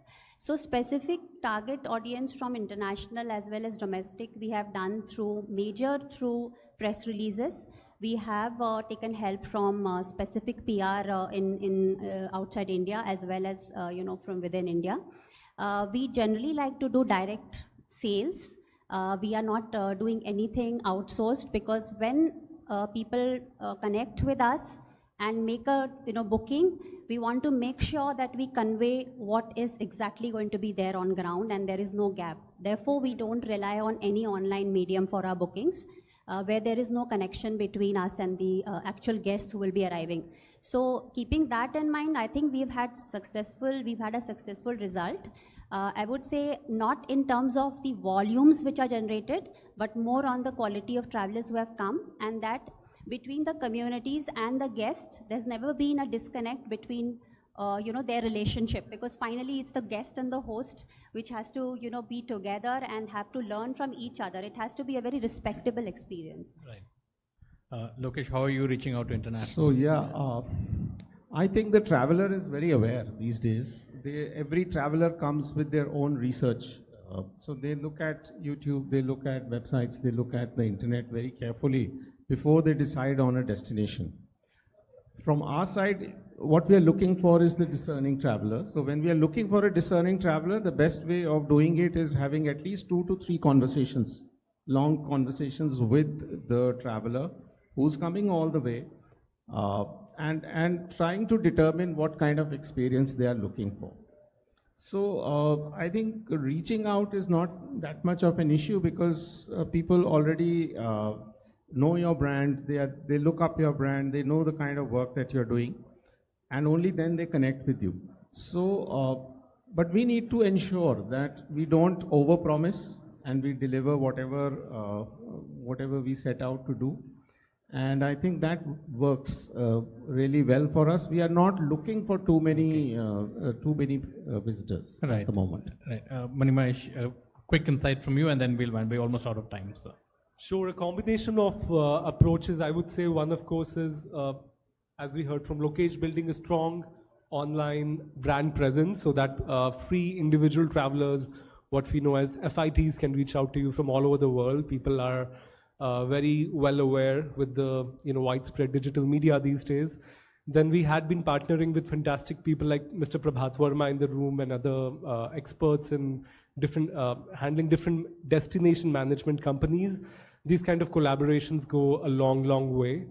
And then inviting press, bloggers, especially if you're doing something innovative, which can be covered by either mainstream media or alternative forms of media, all of that helps. Right. I know we have a couple of other questions. Let's take them offline because we are out of time right now. And I think this has been a very interesting discussion. And I'd like to thank my panelists for all the insights that they've given on responsible tourism in Uttarakhand. And I hope there are some learnings from this. And all of you in the room will go about and spread the word that we really need to balance what we're doing when it comes to tourism. Thank you so much. Thank you. Hello, check. So this was quite an insightful session. I request all the panelists to be right back on the stage because we have felicitation part as well. And so thank you very much. As we discussed so many topics, we discussed about income aspects in mountains. You know, we also discussed about conservation of our environment. We also discussed about the balanced tourism and adventure prospects. So thank you very much for this insightful session. And now I request Pawa sir to kindly felicitate all the panelists for this session. Well, thank you very much. Thank you very much, Ms. Manisha Pandey ma'am, Mr. Lokesh Ori sir, and Mr. Mani Mahesh Arora sir. Also for taking queries from the audience as well.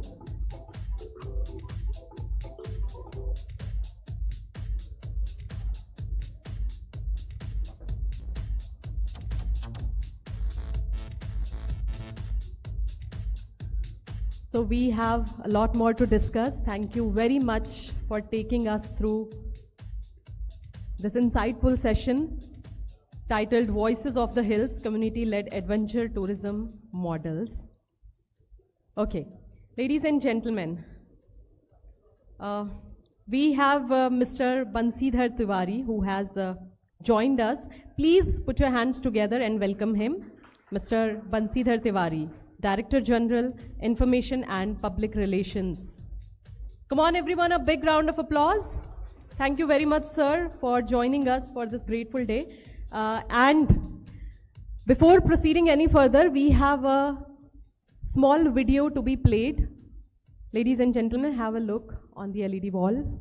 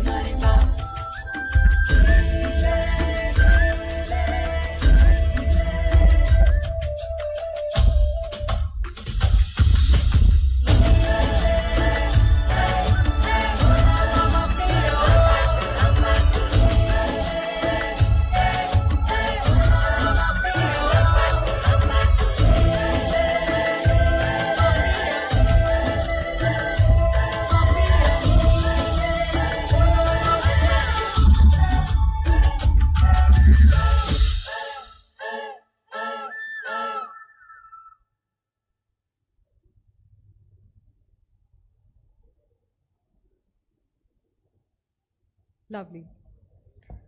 Now I would like to request Mr. Mukesh Singh, Vice President and Revenue Head, Indian Express Online Media, to kindly come up on the stage to felicitate Mr. Bansidhar Tiwari, Director General, Information and Public Relations. Can we have a loud round of applause?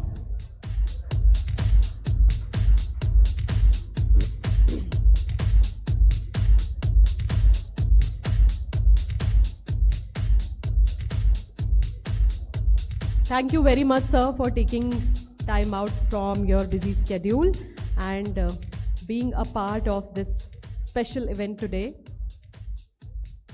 Adventure Tourism Meet 2025.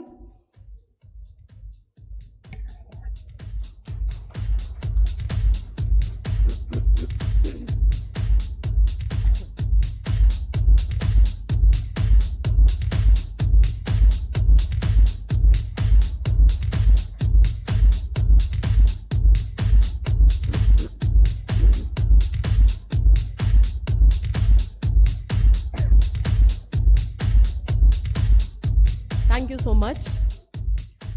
So आगे बढ़ने से पहले I just had a word with Bansidhar sir and he added something interesting to my knowledge, you know. तो यहाँ पर India में in fact Uttarakhand में बहुत सारे एडवेंचर स्पॉट्स हैं। यहाँ पर 4 धाम हैं, Gangotri, Yamunotri, Kedarnath, Badrinath. These are all the tourism spots, you know, religious importance in सभी प्लेसेस की है। And Panchbadri, Panch Kedar, but there are so many other places which are unexplored, जहाँ पर ज़्यादा लोगों का आना जाना नहीं होता है या फिर लोगों को ज़्यादा इन जगहों के बारे में पता नहीं है। So he mention that there is a Shani mandir in Yamunotri, and इसकी एक अपनी खासियत है। शनि मंदिर यमुनोत्री में है और कहा जाता है कि यमुना एंड शनि जो हैं वो भाई बहन है, तो इसका अपना एक रिलीजियस इंपॉर्टेंस है। तो हम लोग इन चीज़ों को भी प्रमोट कर सकते हैं, इन चीज़ों के लिए कोई प्लेटफॉर्म बना सकते हैं जहाँ पर इन जगहों के बारे में भी हम लोग डिस्क्राइब करें और हमारे जो टूरिस्ट्स हैं उन्हें अट्रैक्ट करें। अपार्ट फ्रॉम दिस एक और जगह है, देर is a place, there is a temple, Rahu temple, जो कि स्पेशलिटी है उत्तराखंड की, क्योंकि ये ऑल ओवर इंडिया में कहीं भी और राहु का मंदिर नहीं है, सिर्फ उत्तराखंड में है। And it is in Paithani village of Pauri Garhwal. तो यहाँ पर राहु मंदिर है। And we all know Indians का जो है रिलीजियस एस्पेक्ट की तरफ बहुत ज़्यादा ध्यान रहता है, एंड उत्तराखंड तो उस चीज़ के लिए सबसे ज़्यादा इम्पॉर्टेंट माना जाता है। तो हम लोग इन चीज़ों को भी प्रमोट कर सकते हैं। राहु मंदिर के बारे में एक्चुअली मुझे पता नहीं था कि ये भी यहाँ पर है। जैसे कि लोग, सर ने जैसा मेंशन किया अभी थोड़ी देर पहले कि लोग जाते हैं, लेकिन बीच बीच में कई सारी जगह ऐसी हैं जो रह जाती हैं या जिनके बारे में ज़्यादा मेंशन नहीं किया जाता। लाइक हम लोग जब धारी देवी टेम्पल भी जाते हैं तो देर इज़ भागीरथी अलकनंदा संगम, जहाँ के बाद गंगा नदी का उद्गम होता है। तो these are all the places which we can promote on social media also, और बहुत सारे अलग अलग प्लेटफॉर्म्स पर हम इन चीज़ों को प्रमोट कर सकते हैं। सो information department and Indian express से हम लोगों की गुजारिश है कि आप इन चीज़ों पर भी वर्क कर सकते हैं। Thank you very much. Now we are moving further with another session. We have a presentation. Please welcome mister Ramashish Ray, founder of Starscapes Experiences, for a presentation on Uttarakhand's Nakshatra Sabha initiative, a celestial adventure under starlit skies. Ladies and gentlemen, एक बार जोरदार तालियों के साथ में please welcome.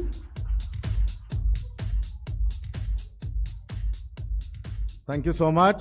A very good morning, and it's great to see that the chai counter outside is stopped. So I have a full audience, and I'm hopefully able to regale you with a little bit of fun here, so that we can have a wonderful 15 minutes which I have here.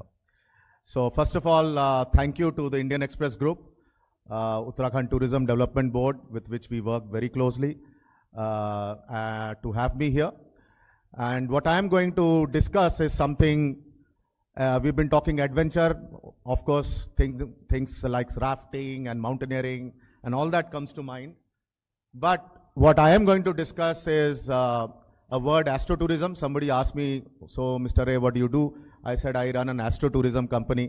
And I am now used to it, people saying, what, astro-tourism? So it's a great occasion. I think I end up being the chief evangelist, pushing this envelope. We started almost 7 to 8 years back from a small town in Uttarakhand called Kausani. So it's a startup in that sense, which was born in Kausani, where I have a lovely home. But today it is across India, and I'm happy to say that it's now in Sri Lanka from October. So it's now gone abroad with this product. But what we are going to talk about is astro-tourism, and it brings these wonderful images to life of Uttarakhand. Everybody knows, I'm sure, Kartik Swami Temple. This was one of the places which we had this. And what I'm going to cover, obviously, is what is Nakshatra Sabha, what was the learnings, and what is this astro-tourism all about, what's its potential, and where it can lead Uttarakhand to. So when we talk astronomy, obviously, the first thing which comes to mind is a telescope and someone looking at the sky, right? It's been there for years. Galileo invented it in 1600. So what is it that it's become a tourism product? And I'll be invited to be talking to all the stalwarts here of adventure tourism. I'm not in that sense from the tourism industry.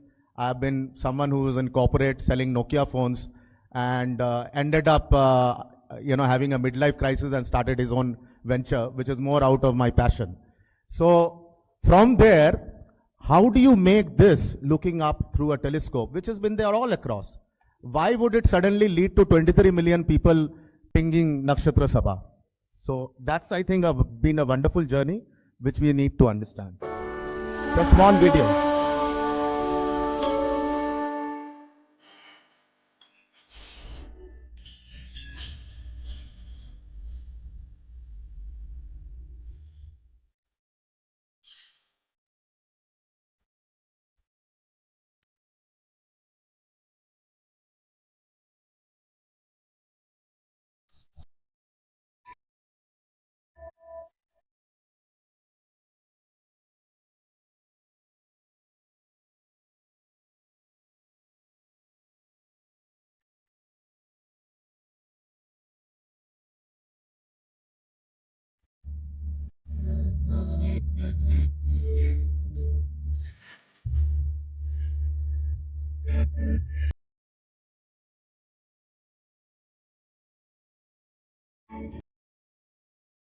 Hopefully some of those images caught your attention.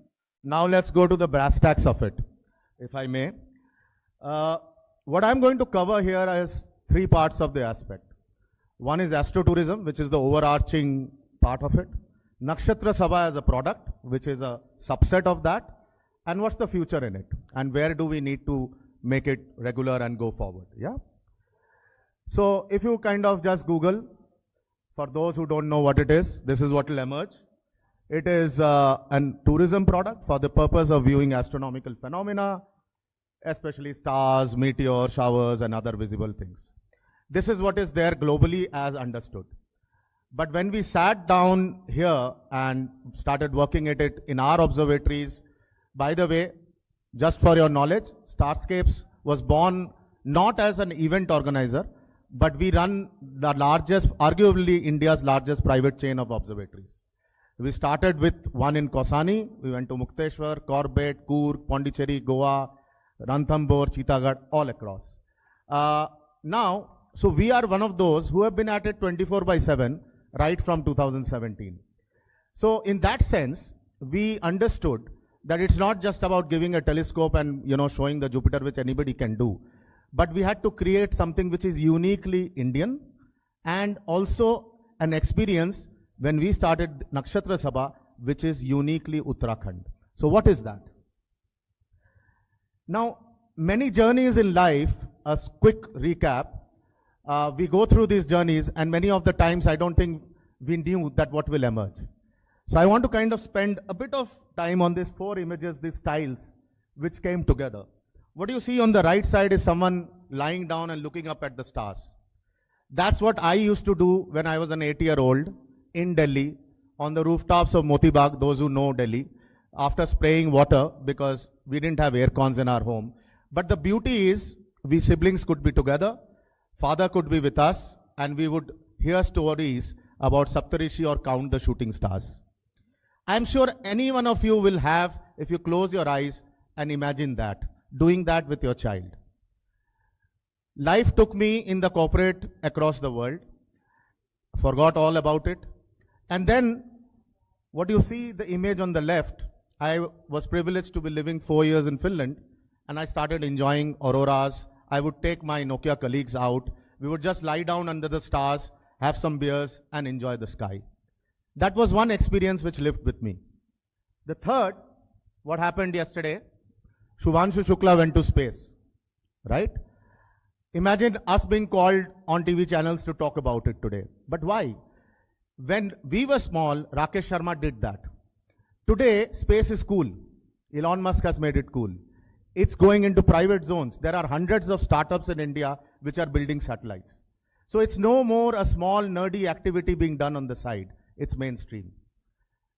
That's another thing which we understood that could be bought as a product together with this.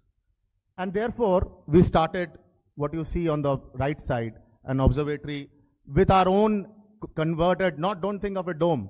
It was the Indian jugaad, a lot of rains, so we thought of a tile roof. This is how we started it. But for Uttarakhand, we combined that with a very important part, which is culture.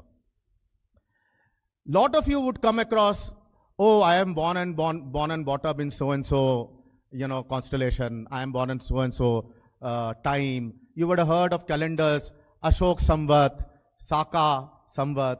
You would have heard of, temples which have a certain, the sun is coming down. But you're not able to link the science behind it. As we delve deeper, and we worked with the top doctorates in India, with ARIES, with Indian Institute of Astrophysics, IUCA, planetariums, and we started building the content. For each of the locations, we looked at what could be unique in terms of the content we could build, which is the story beyond looking through the telescopes. So for example, if I ask you what's your birth date, and I invite you on that particular date, and I give you a photograph of the stars with the constellation you were born in, you suddenly have a personal touch about it. It is no more something which someone has told you, but you are able to then link those things which you hear in your culture, in your stories, with something which is uniquely personal. And that's what we set out to do. This is, of course, a beautiful shot of the star trails over Kartik Swami temple. And linked to this, another thing which we took up is very passionately is dark sky leadership. We can't be doing this tourism without anything which is about dark skies. Now, why is Uttarakhand great for it? All the things which we say is an infrastructural problem to tourism sometimes works greatly here. It's an incremental product. It allows people to dine, the hoteliers to spend extra because someone is coming in the evening. There was nothing to do at that particular time. So they get extra revenue. Secondly, it is okay to work it in small villages and small locations. It does not need extra huge infrastructure to be built. The very fact that Uttarakhand has 70% plus forest cover works brilliantly for us. So those things which don't otherwise work for a state in normal tourism, it's a win-win for this kind of a product. And that's where another plus point we saw. By the way, there was a small word, 100 lookups. That's the number of people. I say look up is one of the things that we all are constantly walking, looking up, down at our mobile phones. But that's what we try to encourage, because all our shows, if you look at the mobile phone, you can't see the star. So for those 45 minutes, you forget your mobile phone and you end up looking up. That's the number of people we touch every year. 100,000 people at the moment. And my dream is to take it to 1 million. Now, we were niche. We are still. We were small. And I'm sure after coming here, I understand we are quite unknown still. Now, still, however, small steps happened. There's a typo here on the second. Our first event happened because a district magistrate in Chamoli saw an article and gave me a call way back in December 21. That was the first event which we did in Benital. Post that, we had a successful larger event done. Actually, it was May of 23, where we got media and we got all that. And today, if you search Benital, I'm very happy to say it'll pop up as an Astro village for you. So there was a linking there. And then the third thing which happened was where we finally, the Uttarakhand tourism government actually saw that this is something very unique and this is something the government could be a leader in across India. And I'm very thankful that we kind of worked this through. Nakshatra Sabha is a word coined by Uttarakhand Tourism Development Board. It's not my personal naming, but we are very happy to be the executor, the creator, the, let's say the director of it till the end of it. We went across to multiple locations. We chose it consciously based on footfalls, light pollution, accessibility, and possibilities to do it far away. Some are more closer, some are little far away. We started with Mussoorie because it was easy to do a media launch here. We did it at Jageshwar, a little away from the temple. Now, one thing I must mention, the focus here was the work done by George Everest and Sikdar. So we actually made people look at how to do those trigonometric equations by which they measured height with us, so that we brought alive that location and its knowledge. When we go to Jageshwar, we worked on temple architecture. The fact is, most temples in India, you will see a pillar. I don't know how many of us know what that pillar is. I also didn't know till I understood that when the temple was being laid out, the way to know the degrees in 1500, 2000 years would be put a stick, get the sun rays to come in, you get the northeast, west, south, measure out the 360 degrees based on the movement of the sun, and basis that you decide which deity to put where the angle of the door will be, and the whole architectural planning of the temple would come out. Great knowledge. And that's where we had someone like Dr. Shailaja, who is the foremost scientist in this, to come and address that gathering. And that's what enriched that whole event. Benital, lesser said the better, one of the NGT supported sites. It's actually protected, because of which you get this wonderful Milky Way vista on this part of it. Takula, you can see the light pollution of Nainital. It's a little away from Nainital, but this is what happens. And I put this slide to show that if you see Benital and then you see Takula, that's what happens in terms of when light pollution takes over. District of Rudraprayag, but that's Kartik Swami temple, where we ended up doing the event. And then we were talking about Garhs, so we went to Pithoragarh, where we took Gurkha Fort as the background to do an event. Now, why did it work? And why it works is, in my opinion, I'll share some stats with you. All of you are with me till now? Hello? Okay? Okay, cool. Thank you so much. So one is, you heard about the fact that we created the product, not just put telescopes, right? So there's this content, the culture, mix. What do you do? We actually discussed dark sky wildlife. I was discussing with somebody from Ladakh. If you have too much light pollution, you don't have moths. If you don't have moths, you won't have birds of the night. If you don't have them, you don't have the predatory birds. You don't have moths, you don't have pollination. So there is, beyond our senses of those 12 hours of the day, there's a whole ecosystem out there. So we work with this community to also drive that. So bringing all these together, we kind of created a unique product. Location, of course, critical. It has to be accessible. I don't believe it can't be accessible. Look, the best skies in India are Spiti and Ladakh, but everybody can't go there. So what can we do in places which is 3 to 4 hours away from a place like Dehradun or a flight away, that we can still find locations? May not be the level of Ladakh Spiti, where you can see a Milky Way with the naked eye, but much better than Delhi, where you can see 2.5 stars, if you're lucky. Then we got stakeholders. While I have put a famous influencer here, Gul Panag, we had, as I said, scientists, ARIES, director, IIA, IUCA, all institutes which kind of contributed to this to make it work.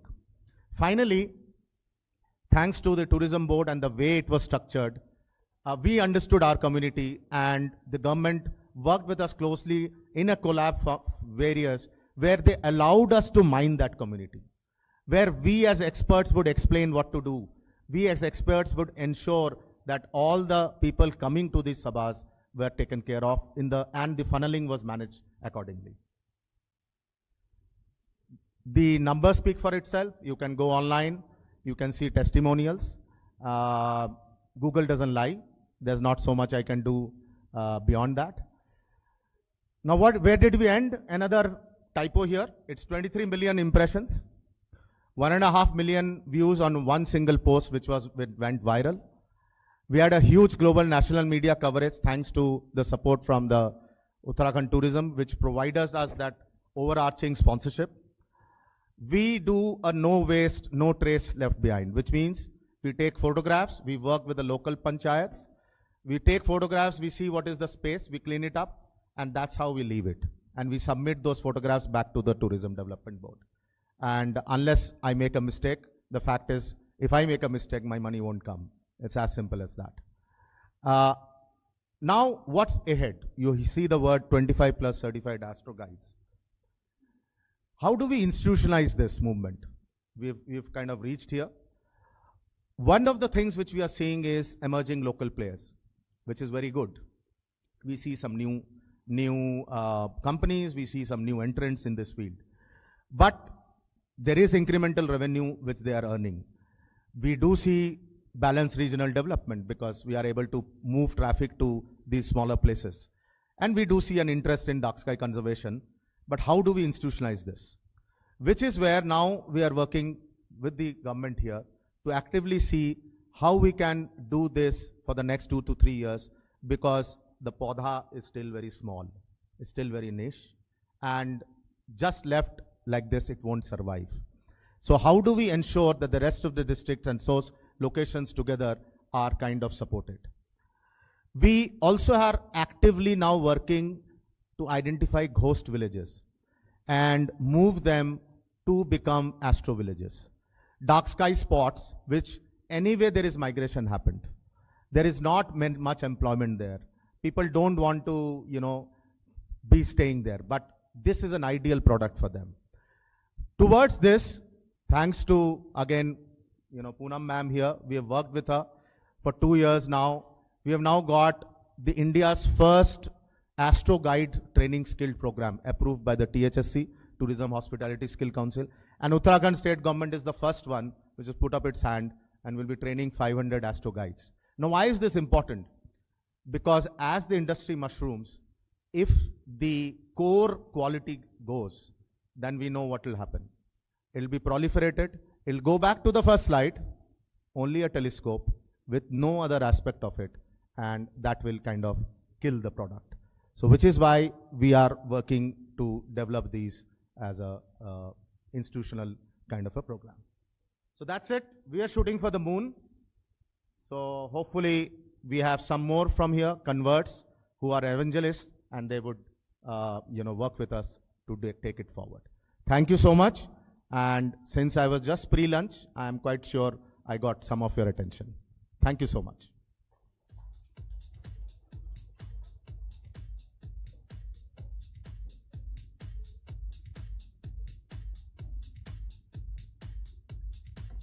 Hello, check. Thank you very much, Ray, sir. I would like to request Mr. Sameer Saxena, General Manager, Government Business, Indian Express Online Media, to kindly join us on stage and felicitate Ray, sir. Come on, ladies and gentlemen, please, a huge round of applause for Mr. Ray. Well, Astro-tourism is something that fascinated me, and recently my trip to Herschel Valley, I also tried to capture something like this in the night, but we could not capture it very well. But yeah, sure, sir, that's why I mentioned this thing, that I need to dive deep into this topic, because this is something interesting. Thank you so much. So next up, we have another presentation session. So from celestial journeys to personal ones, up next we have Ms. Archana Singh, travel influencer and director, marketing at Only One Travel, a fearless explorer and inspiring communicator. She shares her story as well as learnings from best practices in adventure tourism from around the world in My Adventure in Adventure Tourism. Please welcome Ms. Archana Singh on the stage, ladies and gentlemen, with a huge round of applause.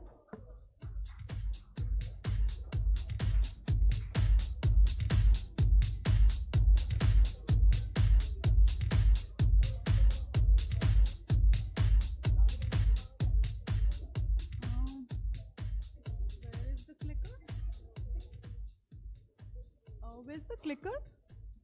There's no clicker.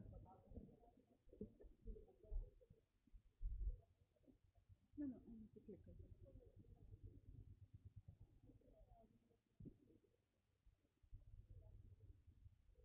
Yeah.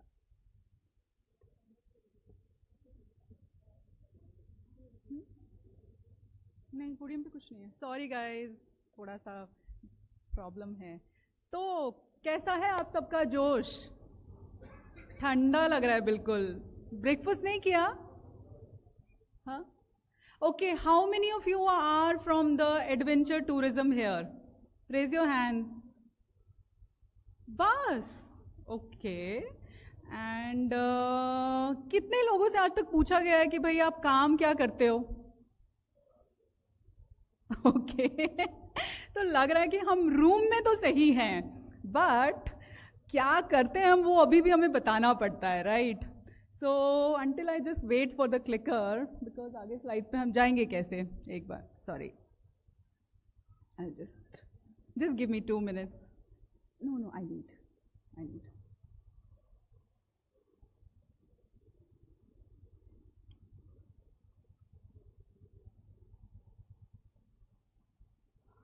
Can we go back? Can we go to the first slide, please? And yeah, and get me the clicker if possible.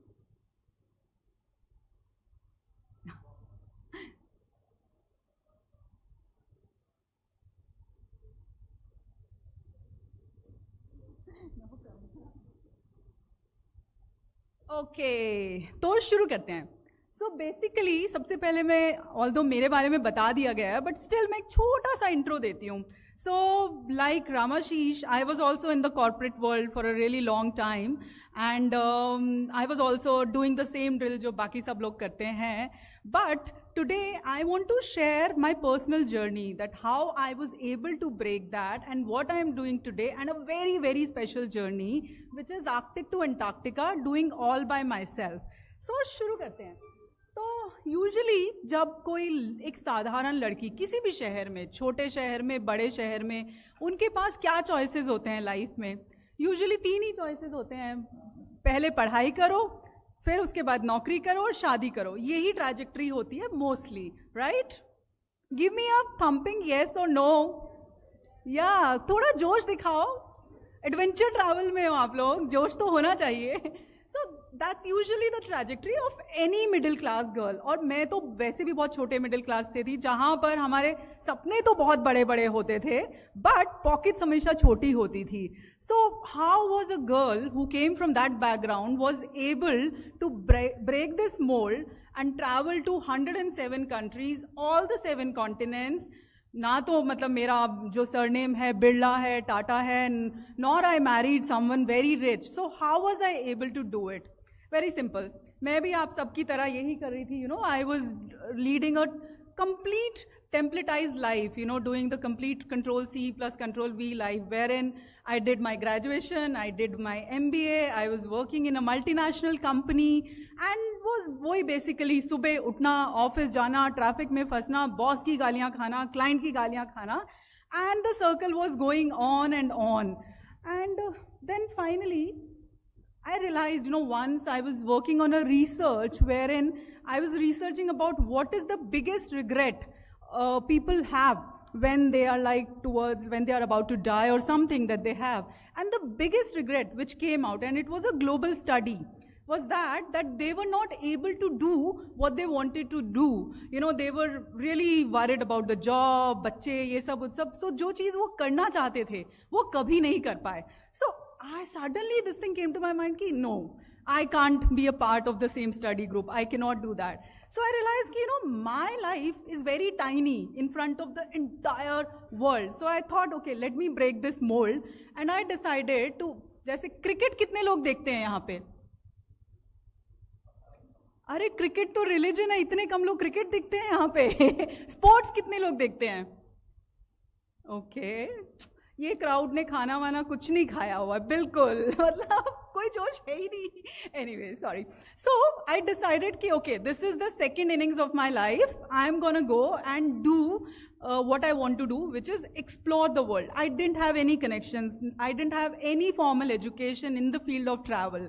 But I had a plan in my mind. And what was the plan? I did 4 things. First is defining my own brand, which was Travel Sea Ride, which was basically going to offbeat places, finding untold human stories and communicating it with the people in whatever possible manner, whether it was through photos, whether it was through stories, videos, like mediums change, but the storytelling remained. So that was first thing. And then what I did was I started networking. I started reaching out to people who were in the same industry and who could help me. So that really helped. And then I started creating content which I associated and which was relevant for the audience for which I was creating and who could associate it with. And then lastly, I pitched left, right and center to everyone, be it brands, publications, anybody. Because kya hota worst case? I would have heard a no, which was already a no. But I started doing all that. And since 2017 until now, if you look at it, there has been a big change. So that actually changed my life. So from traveling locally on a very shoestring budget to leading, expeditions to the poles and covering all the 7 continents, giving, 7 TEDx talk and speaking at more than 100 conferences, not just India, but abroad, winning a lot of awards. And now, I lead a company, the Indian Wing for Them, wherein I am responsible for the adventure travel to exotic places or any places like say Antarctica, Arctic, or Japan, Africa, anywhere. So it's a long journey, but every small step count. And today I want to talk about a very specific part from that journey, which is my Arctic to Antarctica journey. और इस journey का सबसे पहला part was Greenland. कभी आपने fridge खोल के देखा है उसके अंदर मतलब फ्रीजर खोल के आपने देखा है कि उसके अंदर कैसी फीलिंग आती है? ग्रीनलैंड में जब आप पैर रखते हो आपको लिटरली वैसे वाली फीलिंग आती है कि आपने फ्रीजर के अंदर चले गए हो. So, sorry, I forgot this part, wherein it was like a 10-month solo travel journey where I covered 6 continents and where there were more than 22 different kind of landscapes, be it a polar region, be it Amazon, be it desert or savannas, different kind of destinations. And I covered more than 28,000 kilometers of the distance. And first was Greenland I was mentioning. And just to let you know a little bit about Greenland. Greenland, अगर आप land mass से comparison करते हो India से, so it is like 2/3 of India's size. But when you look at the population, so Greenland की population is only 56,000, which is शायद हमारे देहरादून के colony की भी उससे ज़्यादा होगी population. So it's a very small country when it comes to people. But in terms of land mass, it's big. But it's covered with ice. It's one of the largest ice caps of the world. And the people there, they lead a very simple life. They depend on hunting and fishing. That's the major part of their life. And everything is very expensive.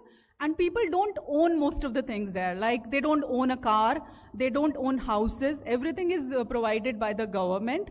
And in fact, unke wahan provisions also come like once or twice a year only. They don't even have like big hospitals or schools.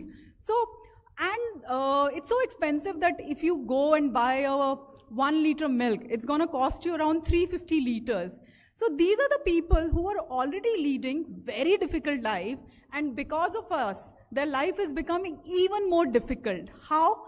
Because Greenland is actually melting. Their glaciers are melting, and I have seen it by my own eyes, how within an year, Greenland glaciers have retracted. And they are, melting 6 to 7 times faster speed than what they were 25 years ago.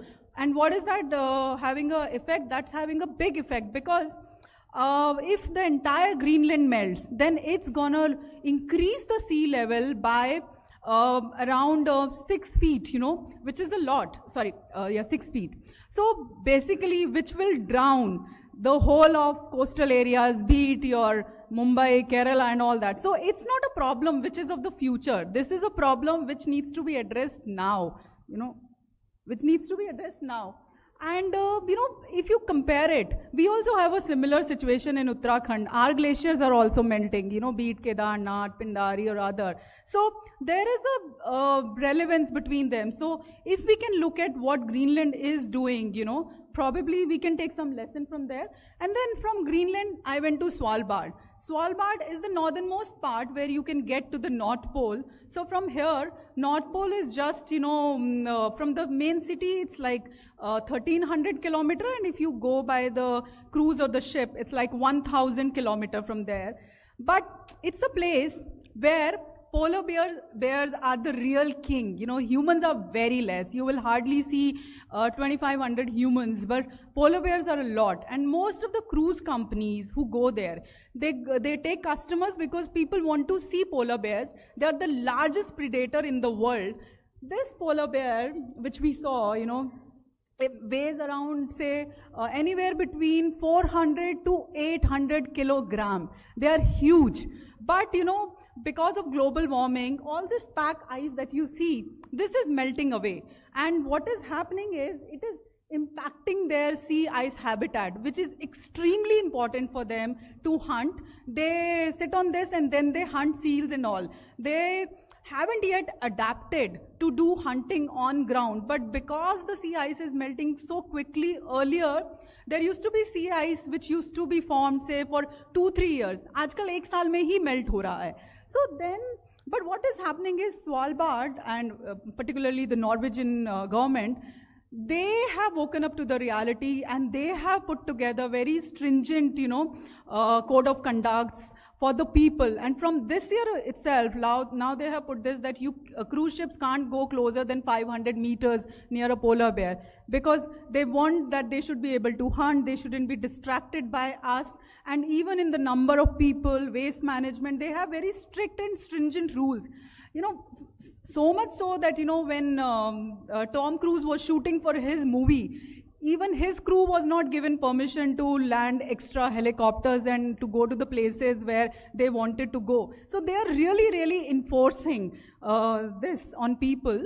And this is what I was sharing, like this was my cruise on which I was, and we had to always maintain 500 meter distance, which is like half a kilometer from the polar bear. Now, coming from the Arctic to Central America, which is Panama. So Panama connects North America to Central America, and so it's very, very important trade route for the entire world. But my main reason to go there was to meet these people.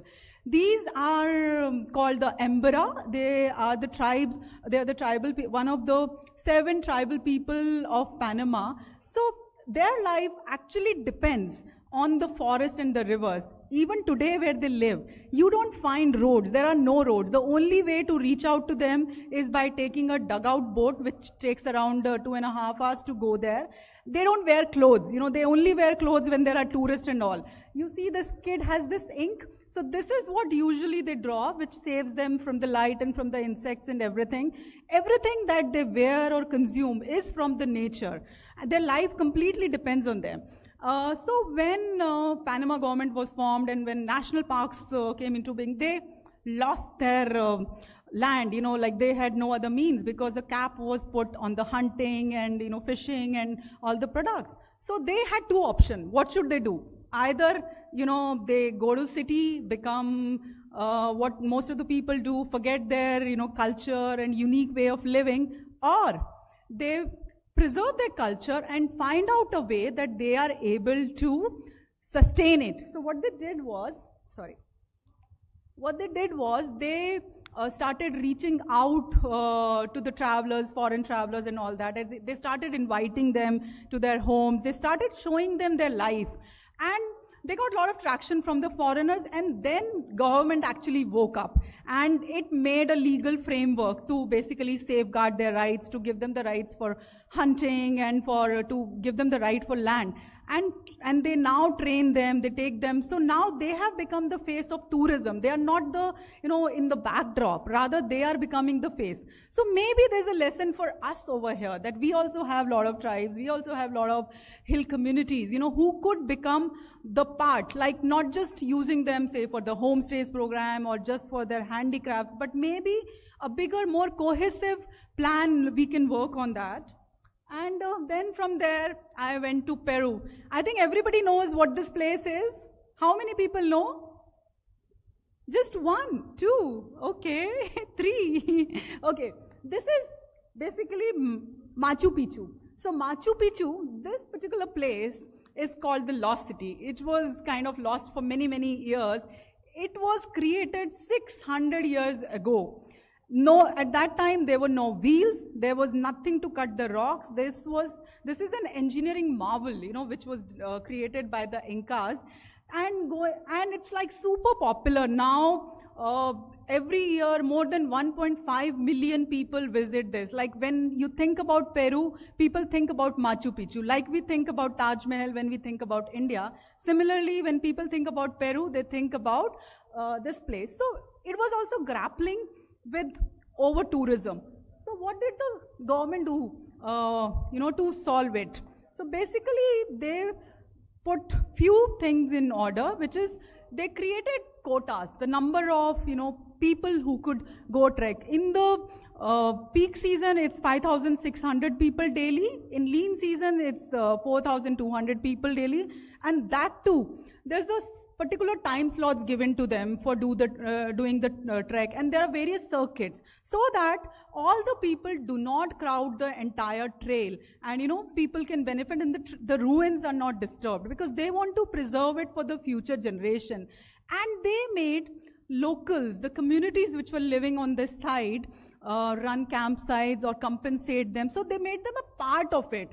And they ran the entire thing now very sustainably. So much so that, usually you do a trek and then while coming back, you take a train ride.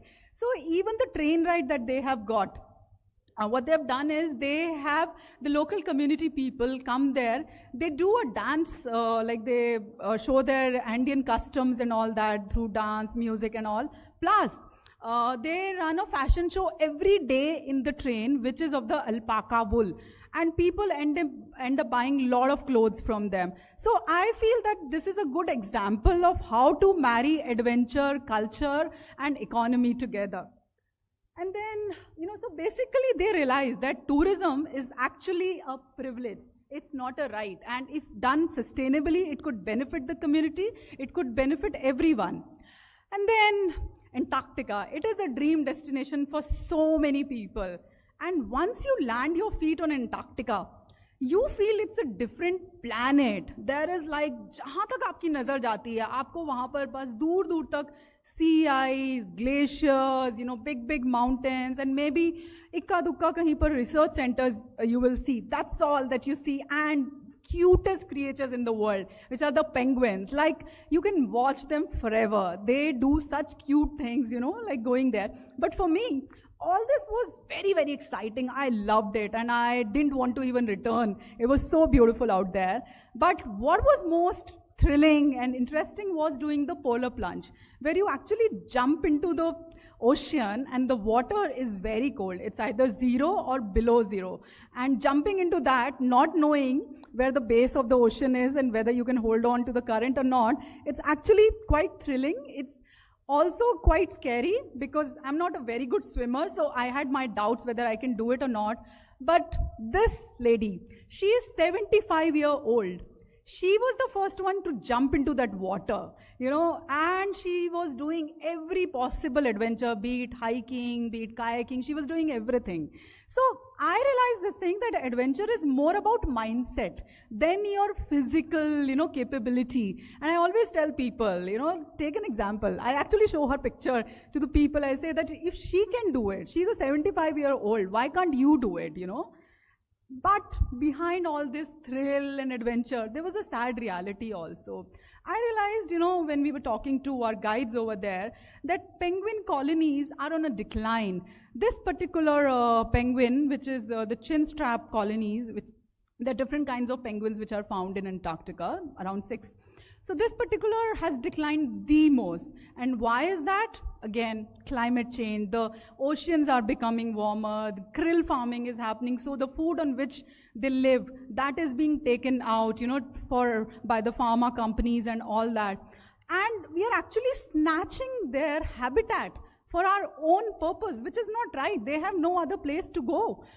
So that was one thing. But the International Association of Antarctic Tour Operators, they know that how important this is for them. And I was really happy to know that the kind of, charter, the strict charter that they have put together, it's actually helping and it's creating a lot of awareness for their preservation. So whether it is about efficient waste management, or is it about giving the right briefing to all the guests who come on board, or the running expeditions which have a low impact on the continent. They are doing all this, and similarly in Arctic also. So I felt there's something that we can learn from them as well and apply it.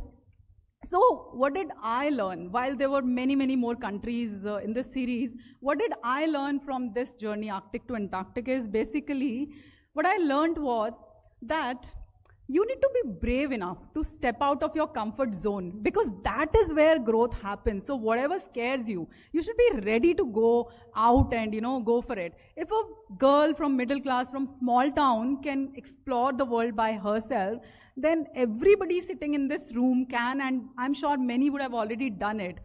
And right now is actually the best time also, because tourism world is shifting, the trends are shifting. If you look at it, the latest trends which are happening in the adventure tourism is that people are now moving towards slow tourism. They are looking for more immersive travel. They are looking to travel like locals, and they are also going in for the travel basically which helps the place, which doesn't destroy the place. So maybe it's the right time for us to, be at the forefront and use those trends and create products around that. So let's copy some of the best ideas from at least the 5 places that I spoke about. So, so one is like from the Greenland, what we can learn is like, let's co-create products with the locals. Let's not build over them. Let's build with them and for them. For Svalbard, let's protect the wildlife and the nature for which people come. Like, for example, if people are coming to Uttarakhand for Valley of Flowers, they are coming for doing the treks and all that, then our first responsibility is to protect them. Then come tourists. First, we have to protect the place. If that is protected, we will get enough and more tourists. And then from Panama, we need to empower the indigenous communities, and they should be the face of tourism, not just at the backdrop. And then Peru, let's put a cap on the number of people. Let's put a cap on the number of people who are visiting Valley of Flowers or who are doing any of the treks, because, and they need to do it, say, with the guides, because most of the time when people do it by themselves, they are not aware how they could be harming. So some strict rules should be put in there to fuel micro enterprises in that area. And Antarctica, let's build codes for tour operators, guides, and visitors. If we are able to do some of these things, I am pretty sure we will be able to build tourism model that is brave, beautiful, and that is going to last for many, many future generations. So thank you. Thanks a lot. If you have any questions, please feel free.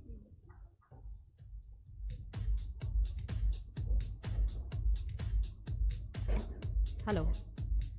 My God. Thank you so much, ma'am. Your journey is quite impactful, insightful, Every slide you showed off took us to that particular place you have been to. Thank you very much for sharing your journey through your story. And now, I would like to request Mr. Mukesh Singh, Vice President of Indian Express Online Media, to kindly come up on the stage and felicitate Ms. Singh, ma'am. Come on, everyone, a big round of applause.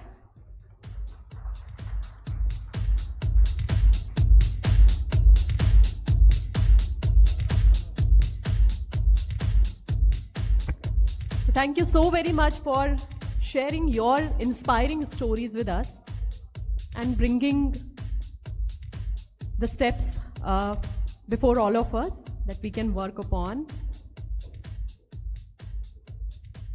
All right.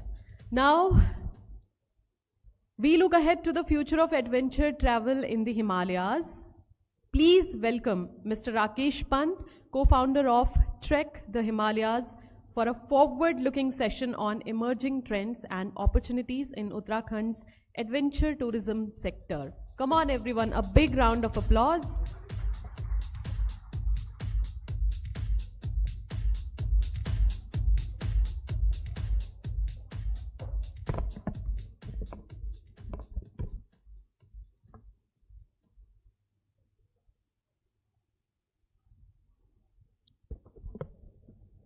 Very good afternoon, everyone, and thank you, Archana, audience में जोश भरने के लिए for adventure. And क्योंकि अभी सब लोगों को जोश आ गया होगा क्योंकि अभी हम एडवेंचर में बातें करने वाले हैं and special thank you to Indian Express group to organizing this event along with Uttarakhand Tourism Development Board. Similarly, I have dedicated 20 years of this industry, adventure industry, including as a 15-year as a CEO of Trek the Himalayas. Over these 2 decades, I have seen too many ups and downs in adventure tourism. And I confidently say, Uttarakhand has everything. When I say everything, we have rivers, we have lakes, we have high altitude lakes, we have paragliding hotspots, we have river rafting, so we are full of powerhouses. In the past decade, we have seen remarkable shift. From being seen as a place for spiritual tourism alone, we have emerged as a true India's adventure capital. This land has quietly and steadily built world-class adventure portfolio, but growth comes responsibility. As we look ahead, we must ask ourselves not as how many number of tourists we want. We are looking what kind of impact we want to leave. How can we balance number of tourists in adventure tourism in Uttarakhand and scale with safety and growth with grassroots empowerment? Over the next few minutes, I am sharing the data and states and suggestion how we can save the adventure in Uttarakhand. Let us imagine not just a busier Uttarakhand. We are looking at better Uttarakhand for our generation and for youth. Can you have a video, please?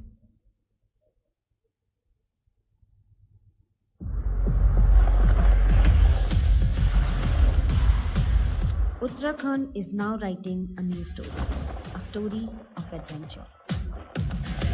Over the last 2 decades, the hills and valleys of Uttarakhand have become a hub for thrill seekers, explorers, and modern-day wanderers.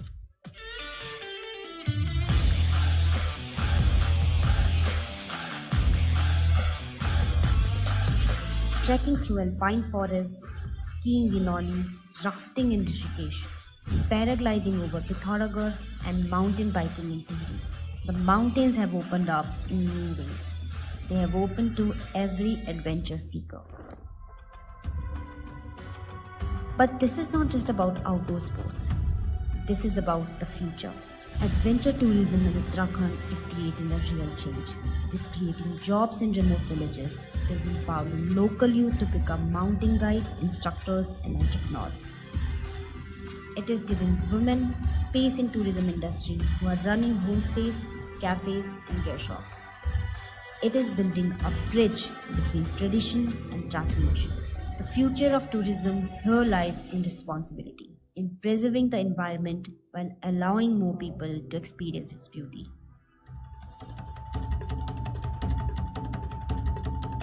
That's why new rules, eco-trekking zones, and skill training programs are needed. More than 30 lakh adventure tourists now visit Uttarakhand each year, and the number is rising. With better roads, improved safety system, guided expedition, and growing global attention, Uttarakhand will become India's adventure capital. And Uttarakhand is ready. This is where peace and adrenaline live side by side. This is where the next generation of adventures will rise. This is the future of adventure tourism, and it begins here in Uttarakhand.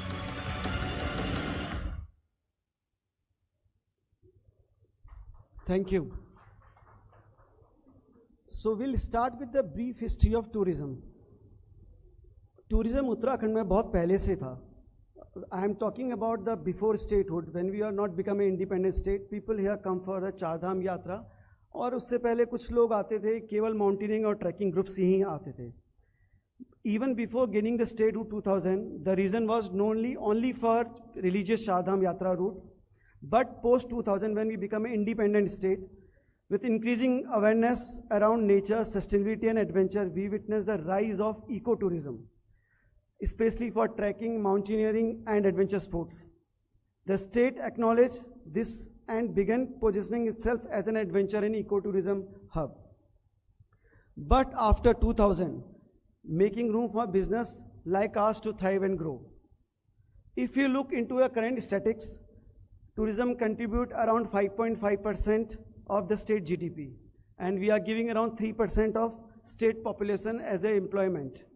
These figures highlight the vital role tourism play in Uttarakhand development, making it essential to take strategic steps to boost this sector. If you look into the growth of tourism, Uttarakhand has seen significant increase in last 10 years. So we have a data of 2013 to 2023. Although there is slight dip on after 2013 because of the Kedarnath flood. The footfall tourists has steadily increased since then. In 2023, the state witnessed domestic footfall around 54.64 million, accounting approximately 3.16% of total domestic tourist visit in Uttarakhand. But we have little disappoint here. We have a similarly significant drops for international climbers and trekkers to Uttarakhand. I think Uttarakhand Tourism Development Board need to look into this matter. The tourism sector also play an important economic role in Uttarakhand state, employing around 7.6 crore people in financial year 2023. This data we have got it from the different platform in online media. Adventure tourism in particular has seen remarkable growth. If you are looking to a tourism, total tourism, religious tourism, adventure tourism, so we are gaining in every sector. Especially we have growth in rafting and trekking. We have not too much people are coming for mountaineering in Uttarakhand, but we have a very good growth in rafting, paragliding and trekking. See, let's talk about the region-specific growth. So everyone knows Rishikesh. So we'll start with the Rishikesh. Everyone knows Rishikesh is a yoga capital, also known as a hub of rafting and base of many activities. It is also base of Char Dham Yatra route, where people can diversify for the Yamunotri, Gangotri and Badrinath, Kedarnath. Also base of, recently they have started many small adventure activity like bungee jumping. Beyond Rishikesh, we also have a new rafting zone, has opened up the across at Uttarakhand. Champawat in Kali River, we have a training center. We also recently done rafting championship. Even Tones in Uttarakasi district, it's becoming a new rafting hub for adventure people. Moving into trekking and mountaineering, we have 5 major districts: Uttarakasi, Chamoli, Pithoragarh, Rudraprayag and Bagusar. These are the powerhouses for the mountaineering and trekking. These districts currently offer 100 popular trails. So these trails, people are going in these locations, but we have 500 more unexplored trails which need to be mapped and trapped. Everyone knows that this year, Honorable Prime Minister Shri Modi ji visited state and highlighted there should be a no off season. It is meaning a big, because when we say no off season means we have open door for a winter tourism. Even in monsoon we have a Valley of Flower track. I think around more than 20,000 and 30,000 people generally come for Valley of Flower track. Currently we are running 15 winter popular treks, like example Kedarkata, Chopta, Dehra Bugyal, Kumari Pass. These are the 15 popular treks we are doing, and every year we are taking more than 5 to 6 lakh people to the winter tourism. But we are not stopping here. We have other 100 winter trails in Uttarakhand, especially in Kumaon and Garhwal region. Meanwhile, Tihri also becoming a very popular destination, especially for for lake sports, like we are doing a kayaking championship. We are there. We are doing a lot of water activities, water skiing. Also, last year, 2024, we have done Tihri Aero Show. This given a boost in the paragliding and air activity. It is also now emerging a paragliding hotspot. Along with, we have other destinations like Bhimtal, Pithoragarh, also a new hub for the paragliding sports. Skiing is also a significant component for adventure tourism, and Oli has emerged one of the most sought after destinations in this category. Additionally, there are other promising slopes like Dehra Bugyal in Uttarakasi and Khalia in Munshiari, Pithoragarh district. We have a very good slopes, and currently some mountaineering institutes are doing activity over there. So when we are talking about adventure, so adventure it is not possible without any training. आप लोगों को पता ही है कि अगर adventure है तो safety बहुत इंपॉर्टेंट है, और सेफ्टी तभी हो सकती है जब when we have a very good training in adventure sports. So I would like to appreciate initiative taken by the Uttarakhand Tourism Development Board. In the last few years, they have done an impactful step to give the training to the religious heritage guide course and trekking guide course. I think Poonam ma'am has data and how we have number of people we have trained there. This has empowered our youth across almost every district of Uttarakhand, which means our livelihood. Today, many of them working as a freelancer or entrepreneur and supporting their families while showcasing of rich culture to the world. But I think this is just a beginning. We have very good guides, but we need more technical guides. It's time to focus their high altitude guide training, especially attached with the first aid course. Because अगर first aid नहीं है तो they are not trained in case of emergency. Because adventure में अगर safety के साथ अगर हमारे guide fully trained नहीं होंगे तो हम लोग उनको properly manage नहीं कर सकते हैं, which is are very essential for current adventure environment. और आप सब लोगों को पता है कि हमारे पहाड़ी जो युवा हैं, लड़के हैं, they are incredibly fit. They just need polish to their skills. They already done the mountaineering courses. We just need to polish and give them a right structural training.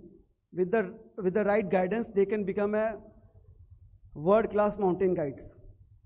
Also, trekking becomes more popular. We just need to manage our trails. आप लोगों को पता है कि we have चार धाम, we have Panchkedar trails, we have Mahabharata, we have Pandava routes. We have all the routes. We just need to develop them and map them and showcase to the world. Uttarakhand, that is why we call Uttarakhand as a Devbhumi. So when we call Devbhumi, so we have a spiritual tales. We already done one initiative with Uttarakhand Development Board to map the Char Dham trails, where we opened multiple short hikes on these Char Dham trekking routes, especially in Tiri Garhwal, Pauri. And these trails already in the websites of Tourism Development Board and many online platforms. If we align adventure with culture and nature with sustainability and youth empowerment, the skill building, Uttarakhand will not just be a destination. We will become a model of adventure tourism in entire world. So when we say adventure, we must focus on the future of adventure tourism. This is what we are here today to discuss about the future. When we say about the future, we have to think about our borders. We have, Uttarakhand is connected with the two international borders, India and China. We have multiple villages over there. We need a more training, because if we leave the village, we will not able to run the trails. We have to re-migrate, we have to do re-migration on the villages and increase the footfall of the trekkers. More treks will lead higher footfall, directly boosting the local economy by exploring and developing new trekking routes in these villages. So we have Chamoli and Pithoragarh, Bagesar. Even in Pithoragarh district, we have multiple treks, but the treks is not yet open. We need a help from the UTDB to open the more trails, along with the associated with the forest department. So when we are talking about the adventure, so we are must facing some key challenges. इसमें हम लोग Uttarakhand development board और forest department और even the state authority से इसमें हमारा एक even from the private player और stakeholders, my suggestion is that too we need a help from the department and authorities to help on these challenges. The first challenge is infrastructure. We have infrastructure, but this area, the borders is not open round the year. Especially when we are talking about the winter tourism and round the year tourism in Uttarakhand in the monsoon season, we need proper communication setups in base villages.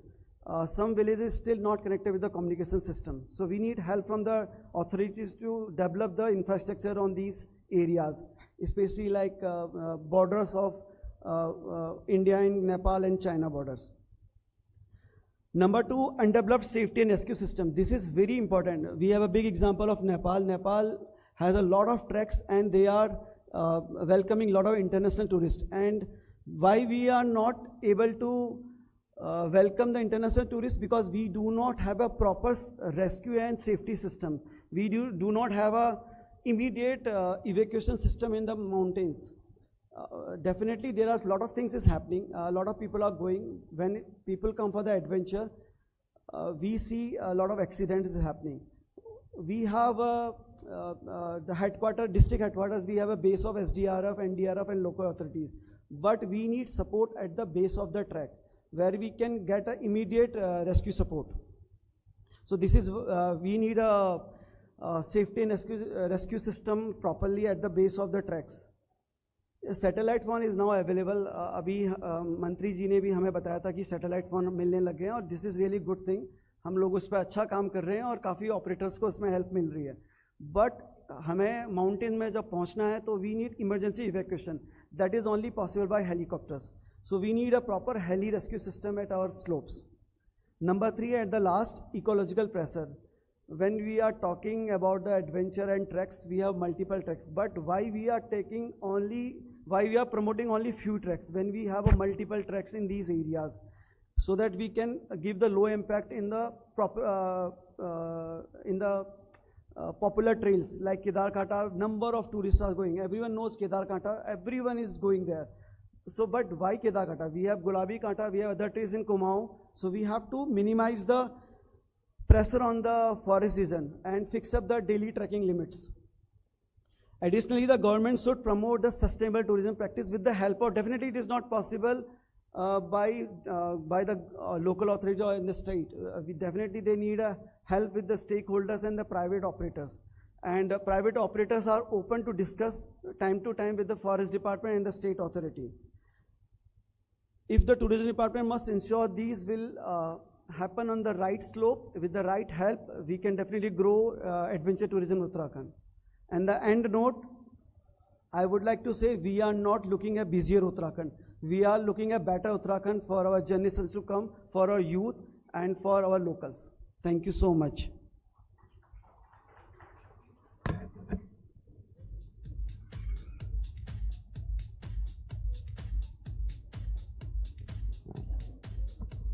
Thank you very much, Mr. Rakesh Pant, for sharing your vision with all of us.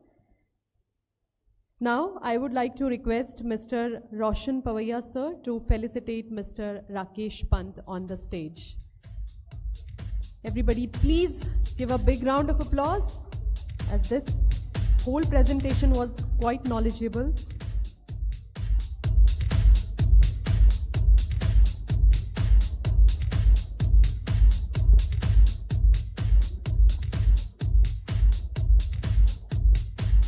Thank you very much, sir, for helping us how we can maneuver the skills and how we can bring up the potential that we have in the field of tourism. Well, ladies and gentlemen, this whole session was quite insightful, and now it is time for all of us to have our lunch. Also, one more thing I would like to mention, if you post anything on social media, do not forget to mention the hashtag ATM Dehradun. This is our hashtag we need to put whenever we upload anything on our Instagram stories or posts or Facebook or any other social media platform. So right now it is lunchtime and we will resume the session in next 25 minutes. So be back more energetic. Thank you very much. We have another presentation and one more session, panel discussion session lined up after the lunch, and our Honorable Chief Minister Shri Pushkar Singh Dhami is also about to join us. So looking forward for him to join all of us. Thank you very much.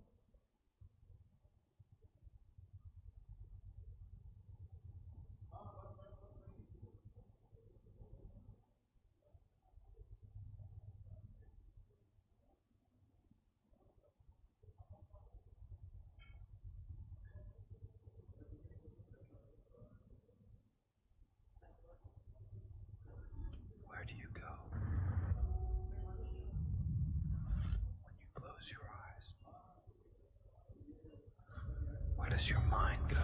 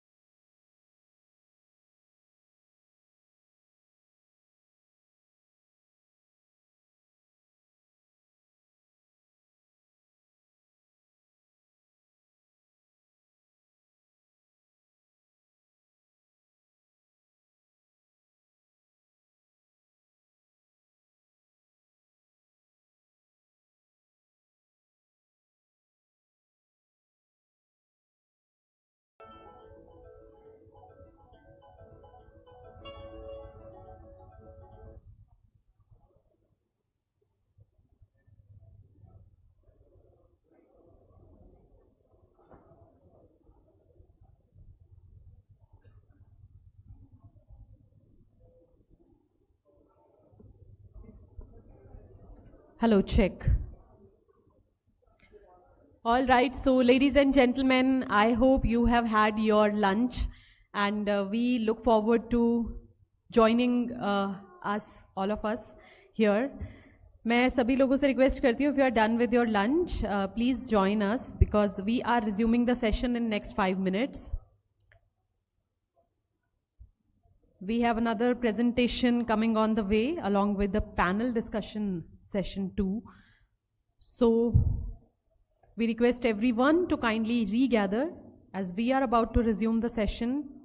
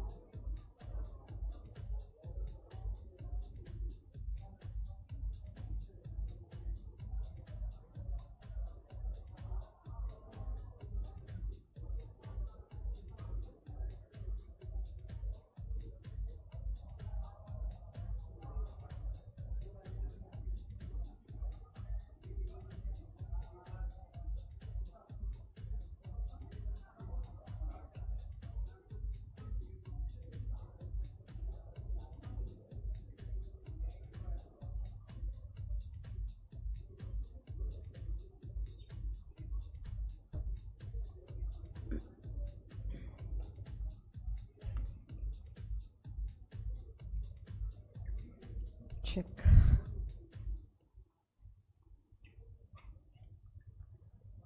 All right, so welcome back to Adventure Tourism Meet 2025. Ladies and gentlemen, we hope you enjoyed your lunch. And moving further, we took a virtual tour to various regions of Uttarakhand. We also explored a few regions in Meghalaya. And Archana ma'am also took us through so many regions, so many parts of all the 7 continents. Now it is time for all of us to head to the trans-Himalayan landscapes of Ladakh. Please welcome Mr. Sevang Namgyal, Director, Snow Leopard Conservancy India Trust, who will share insights on balancing adventure with conservation in one of India's most pristine regions. Everybody, please welcome him with a huge round of applause.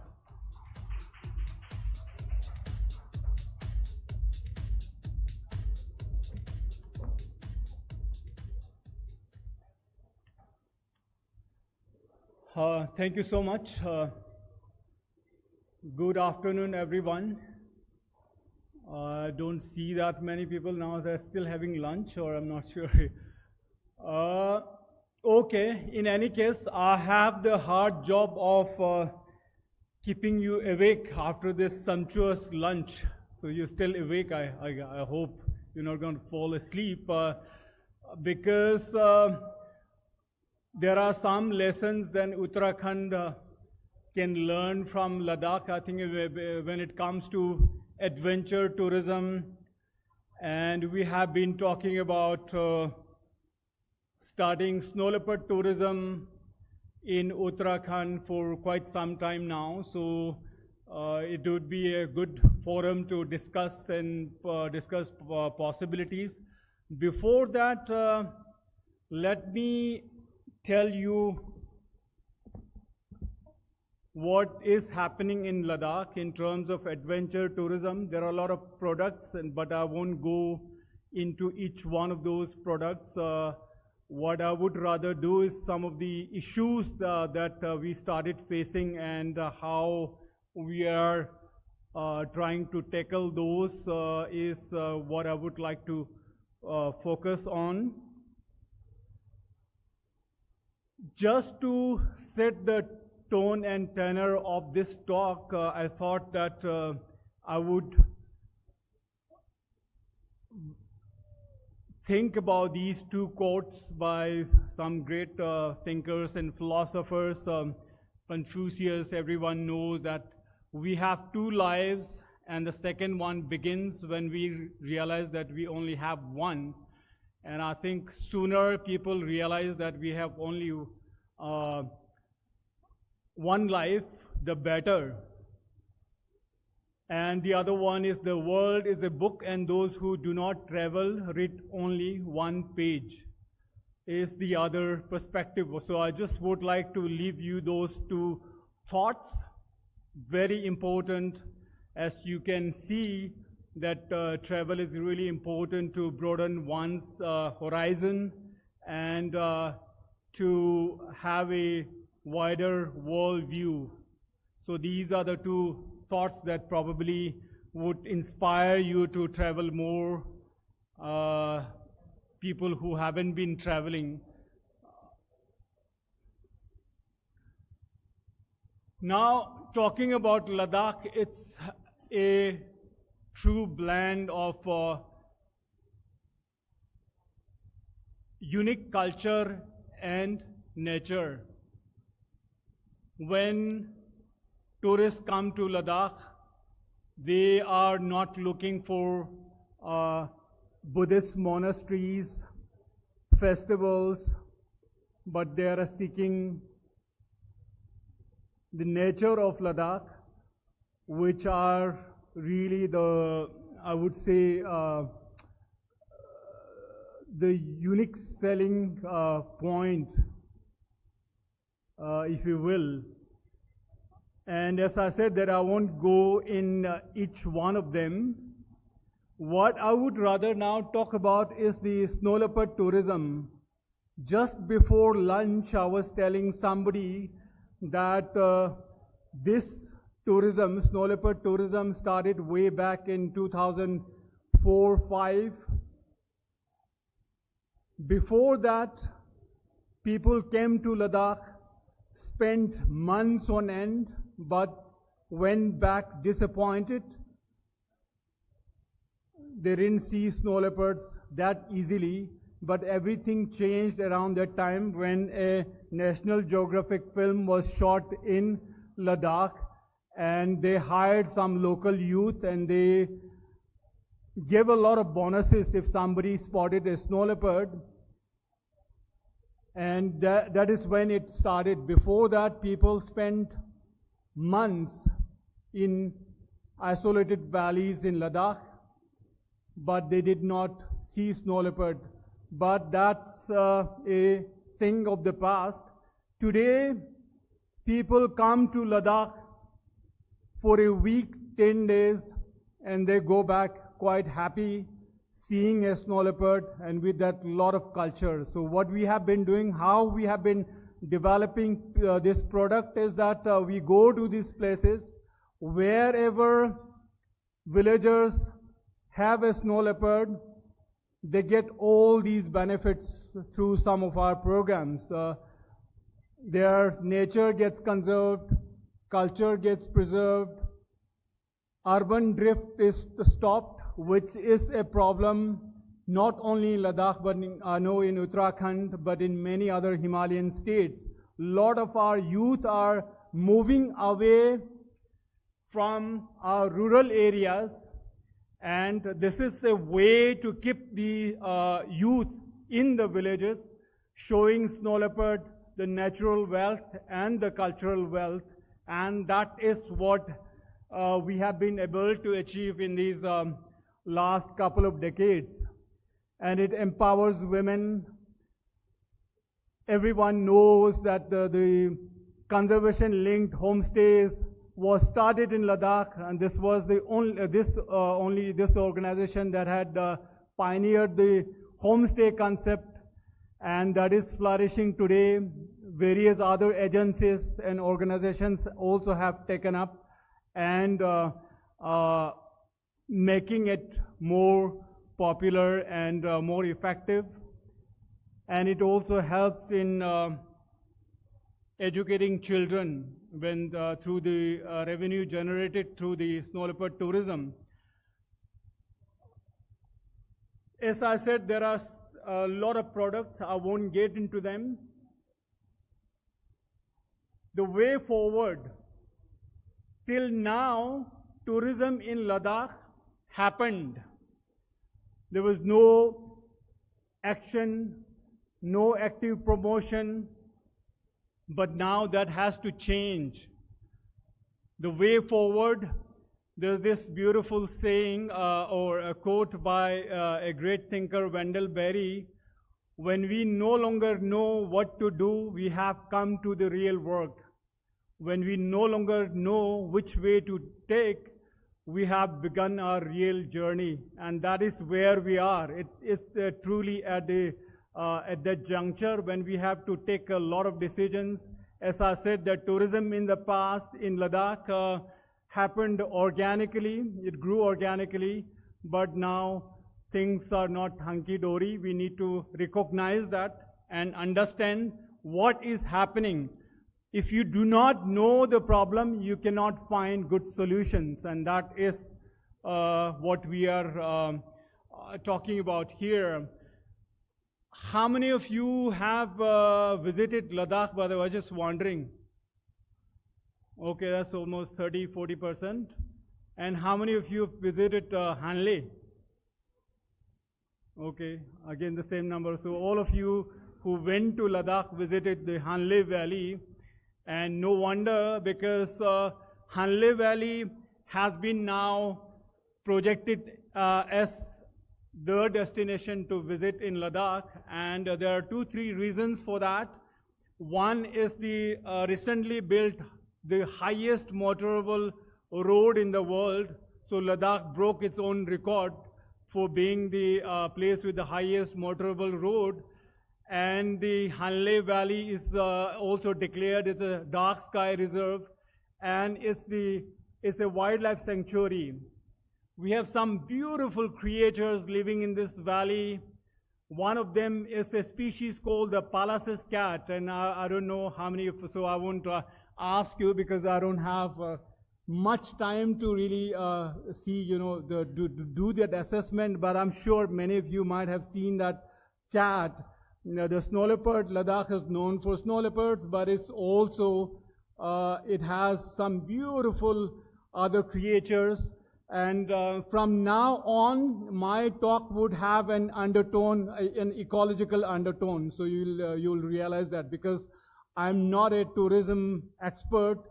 I've been trained as an ecologist, so let me talk about that. And I think that's a more unique perspective that I can bring to this table. And so a couple of years ago, a Palace's cat's cub was run down by a speeding car in the Hon'ble Valley. There is a population of about 10 Palace's cats in that valley, and that means 10% of the population was gone in 1 year. And now just you can imagine, and this is because of the improvement of all the infrastructure, the road. Somebody was telling in one of the previous sessions that it's better if you have all the road conditions bad, and I think that rings true for this area also, because really nice roads, so people are just speeding there.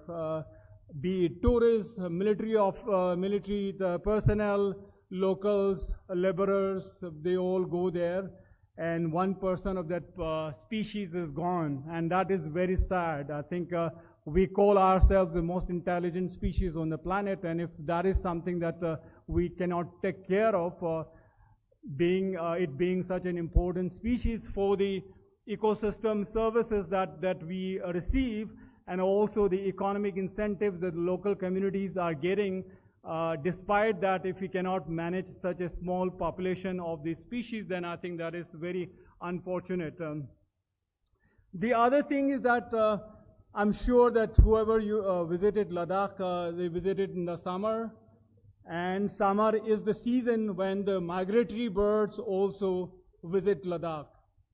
They go back to the plains in the winter, they come back in the summer, and so there is a very high level of overlap, both spatial overlap and temporal overlap between migratory birds and tourists, right? So all the tourists, all the military personnel, laborers, locals, everyone want to go to places like this, some of these beautiful wetlands and green pastures to camp, picnic, and have a good time. And these are the places, again, which are used by these migratory birds, very important. I will, I don't have much time, but I would like to tell you the story that there are migratory birds coming to Ladakh, crossing peaks of more than 7,000 meters every year. And we talk about lack of oxygen, high altitude sickness. These birds do that every year. They face very difficult situations and they come to places like Ladakh. Several years ago, I was studying the bird migration across the Himalayas. We found some individual birds spending sometimes up to a week in the middle of nowhere, just in the Gobi Desert. On a satellite map, everything is barren, dry, so we wondered why they stopped there. When we went and visited those places, even in these dry places in the desert, there's a spurt of rainfall and a small ephemeral pool gets created for a week, and these birds are stopping there to feed on the invertebrate that are growing in those little pools just for a week. Now, with that, imagine if those little places hold high significance for these migratory birds, then look at these wetlands, how important these wetlands would be for these birds. They are just so significant, and that is something that all tourists, locals, everyone needs to understand, that there are species other than humans who are also trying to eke out a living from these kind of very challenging and unyielding land, and that is something that we often ignore. So now, just segueing into a similar, the responsible tourism that we talk about so much, and I have a simple question. We have been defining all these different types of tourism, and today, in fact, there are so many buzzwords that people simply get confused. Responsible tourism, green tourism, sustainable tourism, this tourism, that tourism. A lot of people are bogged down by all these buzzwords and things that oftentimes they don't understand, right? So what is the definition of responsible tourism, if I might ask you? According to the many of the tourism experts, they say that responsible tourism means to create better destinations for tourists and to create better living spaces for the local communities or the local people. Now, my simple question to you is that enough? Is that adequate? Is that enough? Yes, no? No, right? So what is missing in this equation?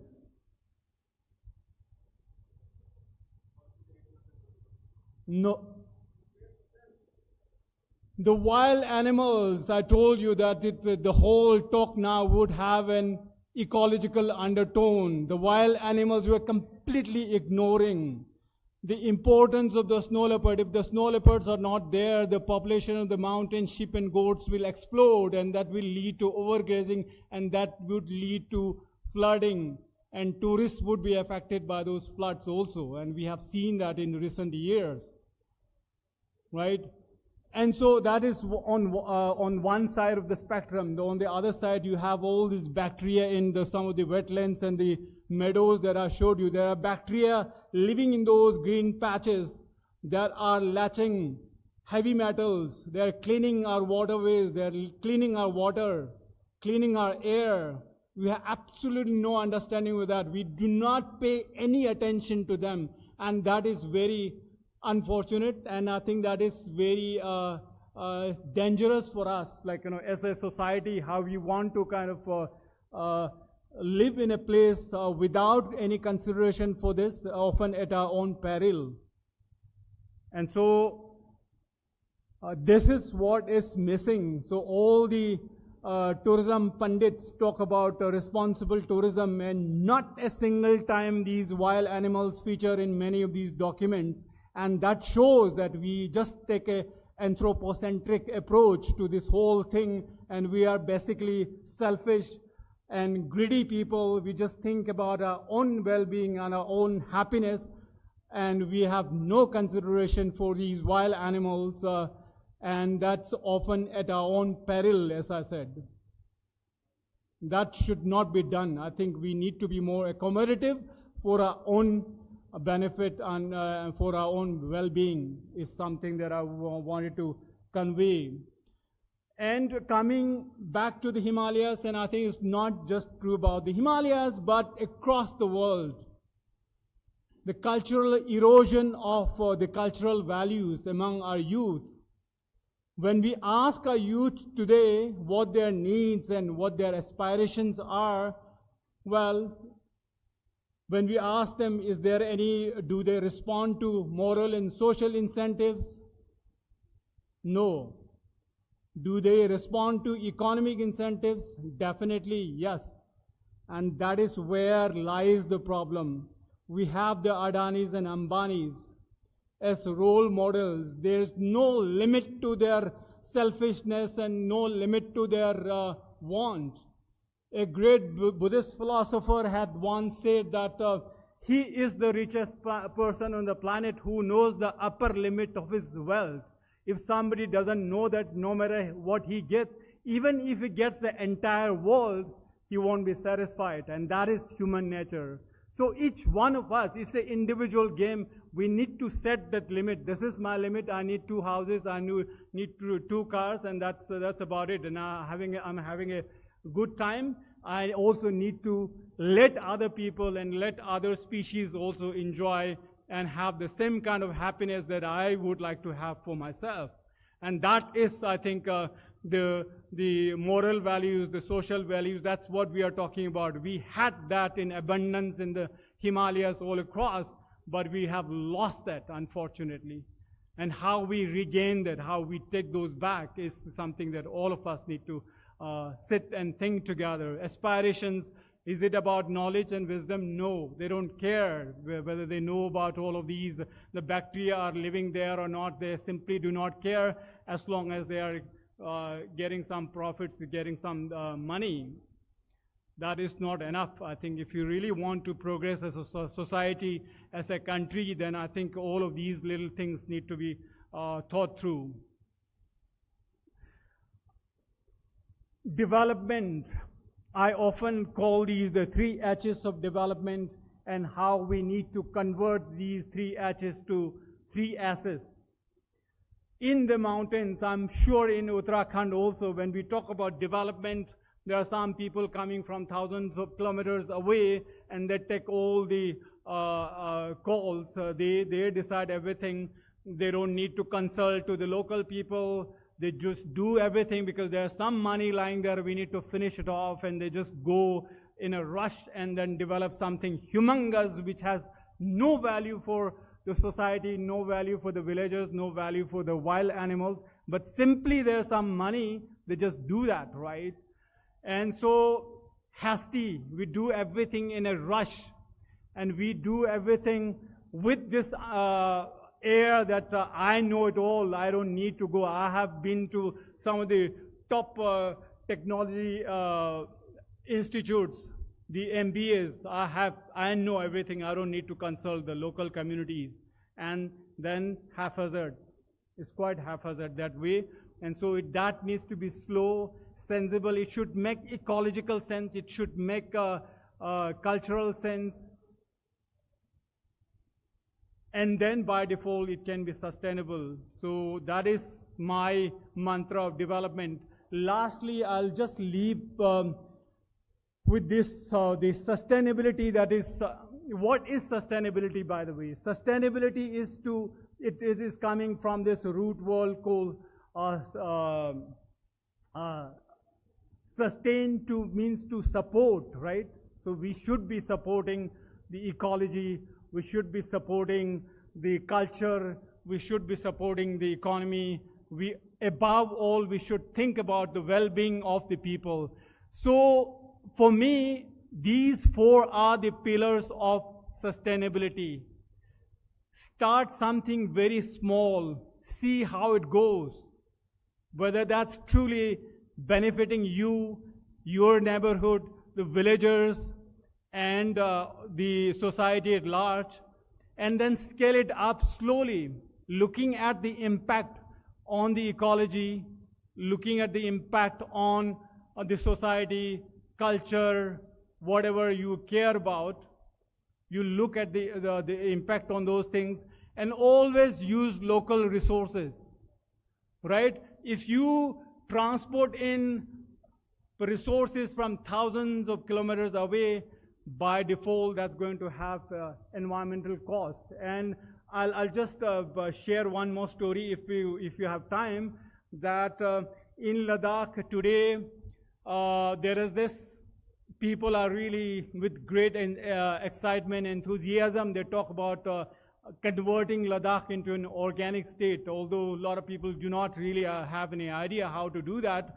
But what is happening, the government is putting a lot of money to start homestays, and they're making it mandatory to have flush toilets. Somebody was mentioning a little earlier, and what does that do? That kind of puts all the night soil, the manure, that were such great nutrients for the fields, the crops, all of them, that is now getting drained into the ground, and it contaminates the groundwater, right? And to make Ladakh organic, they are importing all these manure from thousands of kilometers away, and at all the environmental cost. The trucks that bring all this manure, they stop at some of these high passes and they spew carbon, and that carbon goes and settles on the glaciers, right? And then people complain that the glaciers are melting. So we are making the glaciers melt, right? So this really does not make sense trying to find a solution. You create 10 more problems, right? So these are the things that we need to really think about. And in the end, I would just say that at the center of it should be the well-being of the people,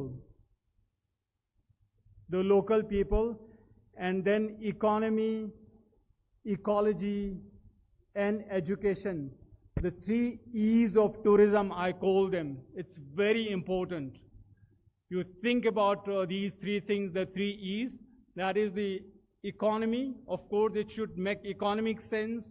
It should benefit the local communities, but then always not at the cost or expense of the ecology. Because if the ecology is compromised, then you can never have a good livelihood and a good economy running. And the last E is that all of us in this country need to educate our children, because whatever happened till now happened. We need to have better citizens in the future. The next generation should do things sensibly. So that is the education part. I think we are not doing that enough. We need to go to schools and colleges and really tell them and teach them how to travel. Travel to learn, learn to travel. And that's all I have today in this short time. Thank you so much for your attention. Thank you.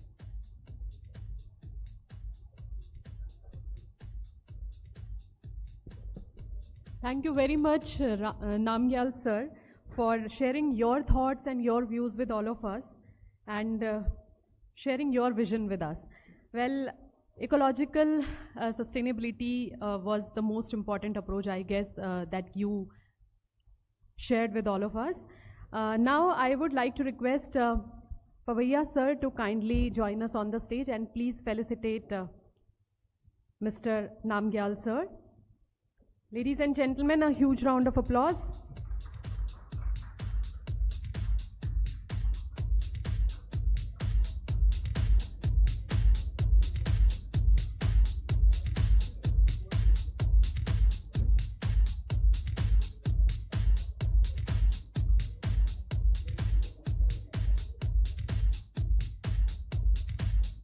All right, moving further for our second panel discussion, which is themed New Directions and Innovations in Adventure Tourism. So this topics include everything from glamping and luxury adventure to new experiences like Astro-tourism and much more. So now I would like to invite our moderator. Please welcome back Mr. Roshan Pavaiya to moderate this forward-looking session. And along with him, I would like to invite all the panelists, Mr. Sanjay Sharma, CEO and co-founder of Organic Hideaways and All Key Solutions, a leader in boutique, eco-retreats and smart hospitality. Ladies and gentlemen, please put our hands together. Mr. Prabhat Verma, Executive Director, Lee Passage to India Journeys, a seasoned tourism professional bringing international perspective to experimental travel, and Mr. Ramashish Ray, founder, Starscapes Experiences, blending astronomy and tourism in powerful new ways. Ladies and gentlemen, looking forward for this power-packed session, please put your hands together and welcome our panelists along with moderator. Over to you guys.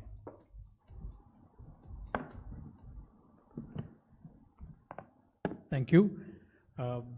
and this being the last panel discussion of the day, I think we've already had some very great takeaways during the day with the various presentations on Ladakh, on Meghalaya, on Uttarakhand tourism, and of course Ramashish as well, his starscapes, and how that can actually be another area that can get a new form of tourism and has to be developed. In this discussion, we're going to be looking at the more technologically enabled side of adventure tourism. And, while on one hand you have the trekking and hiking and that sort of thing, these days there are a lot of tourists who are looking for a lot more. They want the adventure, they want the rawness of nature, but at the same time they also want some amount of luxury. And that's where I think the concept of glamping has come about. It's no longer just a regular tent, it's a tent with all the facilities in it. But what does that do to the ecology? What does that do for the local communities? All of that is what we will look at in this. I'd like to start with Mr. Sanjay Sharma. You're the CEO and founder of All Key Solutions and Services and Organic Hideaways. What are your thoughts on the technologically enabled side of adventure tourism? Thank you, Jay. It's really wonderful to come here and share the stage with you people. I have been in the industry. I have been in the industry for more than 3 decades. I created various tourism destinations around India and abroad as well. But the core what we understood post-COVID was the future remains with the sustainability, with eco-consciousness, and the third, it goes with the storytelling. Taking all into the consideration, we thought of, because we created glamping in other places as well. So in India, we pioneered in 2020-21.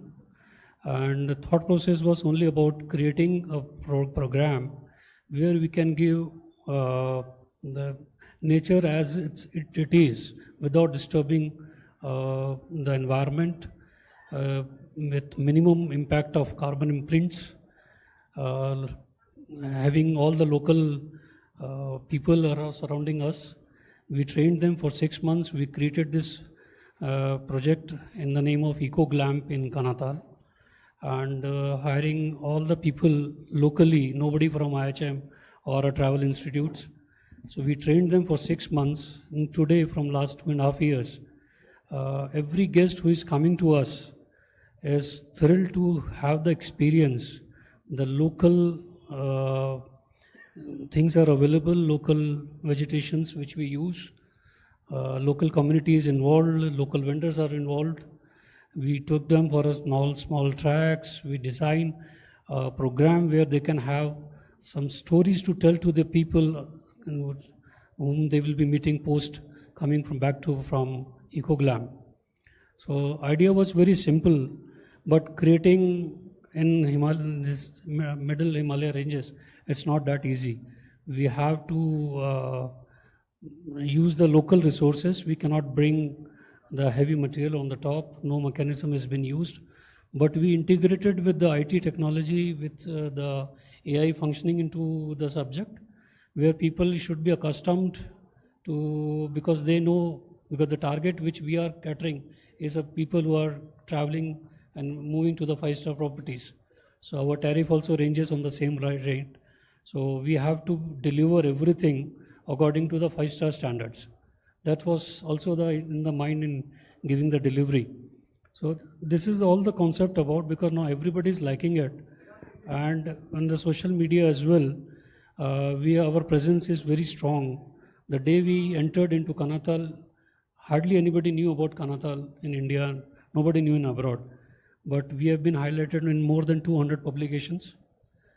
Our social media reach is like we have crossed 3 million people in last 2.5 years. Average 10,000 people watch our Instagrams and Facebook daily. Our queries are big. And the result is that in Kanatal only, there are 4 more glamping destinations have come up. And the growth which is it's going up, I think India is the most promising in the worldwide. It is rising by 40% of growth as compared to 13% worldwide. So this glamping is really taking over the adventure, because and wherever the adventure is there, you can create the glamping destinations. Thanks. Prabhat, the passage to India, you have a lot of foreign clients, and I mean, that's your USP, right? You get foreign clients to come into India and enjoy the various adventure sports and tourism that we can offer here. How have you seen this grow in the last few years, and what role do you see technology helping you in disseminating the information about adventure tourism in India?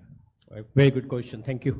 So yes, if I wear my inbound hat, that means if I talk about the inbound travelers that come to India from all over the world, I think there are a lot of areas of concern, and at the same time we can also use technology as solution to those problems. Just to give you a couple of examples, that in many places in the country we have not been able to distinguish whether we want to go the quality way or the quantity way. We have seen some unspoiled destinations earlier now falling victim to mass tourism. Ladakh is a very good example. Goa is another example. Many places in Uttarakhand are actually going the same way.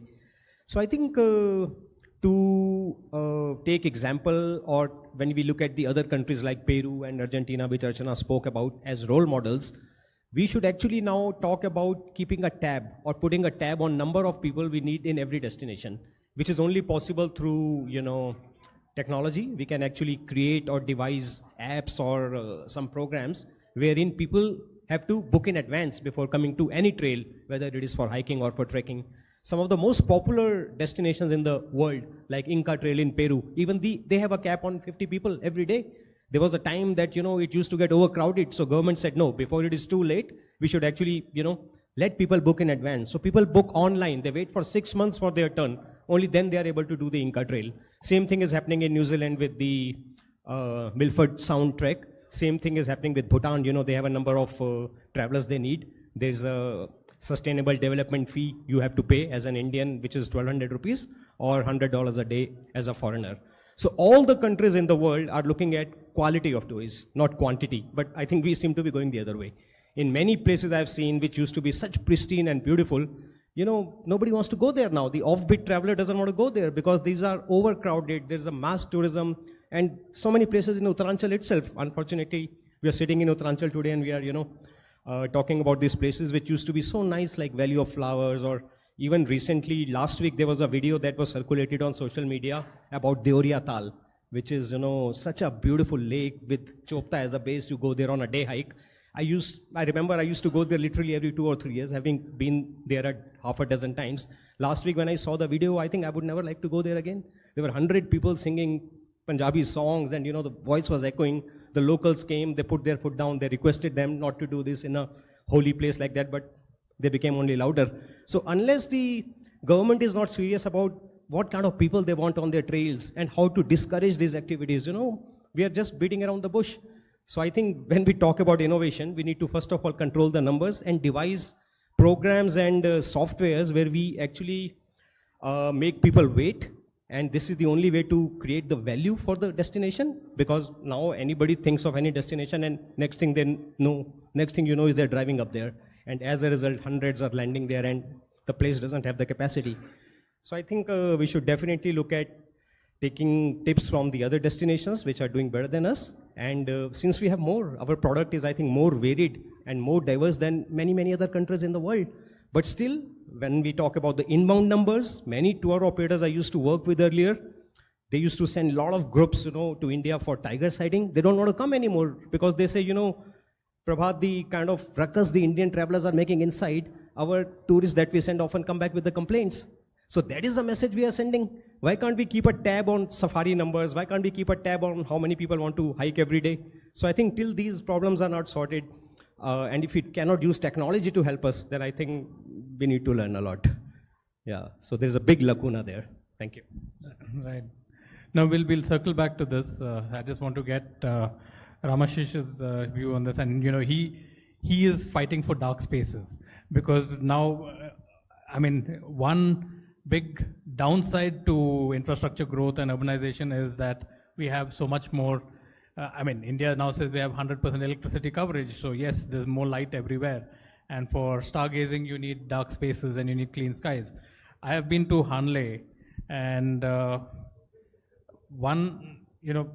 even in Hon'ble, it is now difficult to actually sit and spot the sky because all the campsites that have come up, some of them have laser lighting and all of this, which should not happen in a place like Hon'ble. So how do you kind of regulate something like this? Okay, so since that's a specific question, not technology, let me share some stats. The astrophile or the astro-tourism community may look very small, but my stats show that it can be almost 10 to 15% of all tourists. I'm not talking about the mass religious tourists, and globally there is a light pollution meter, which is again technology, which is used by most astrophile as a community before they actually would come to a site. So when we were doing Nakshatra Sabha, there was a very different target group which came to Mussoorie. I was conscious that it will be so, but very different when it came to Benital or somewhere far away, because these guys actually will ask questions like, what bottle sky is it? So that's kind of a scale which we use, right? And if it is not below, if Delhi is 9, and if it's not below 4 or 3, they won't come. Now, fact of the matter is, 80% of the earth is light polluted. I won't say it's all 9 like Delhi, but anything beyond 4 is considered light polluted, where you can't see a minimum number of stars. Okay. Now, what do you do about it? And why I do believe there are actually solutions available globally. And I'll share something which we are trying here as a pilot. Interesting thing is, US, very developed nation, New Zealand, parts of Europe, all developed. They have enough lights, but they have designated dark sky reserves as well as dark sky towns. So people living with 7, 10,000, 15,000 population, which have been designated dark sky, which means you can see the Milky Way from there in the night. Now, how did they do it? There are, of course, meters in terms of the downlighting, which you use. Architectural rules set. It's not I have to invent it. It is there globally. You are just talking about downlighters. Second, lumens. You don't really need a blasting 200-watt LED bulb. Sometimes you would have seen them, they are looking up at the sky. Actually, you need the light below. And you don't need that much. But once LED revolution happened, we all thought we'll save energy. But actually, India's consumption of energy went up. So I see it, so that, and then nowadays there is sensor-based lighting. You use lighting when you need it. So the best thing about this is it's a win-win. India is energy starved. I don't think we are saying we need more of it, right? Yes, we need lighting. On the other hand, there is technology available today that best of hotels and everything, they can, lower their electricity bill. So what we are trying to do in Uttarakhand is a pilot with ghost villages, where we can involve those community, train them as astro guides, they earn from this, and they then employ these practices and therefore protect it. But whether it can become a regulation, that would be my dream, but let's see if that's possible. Yeah, thank you. Thanks.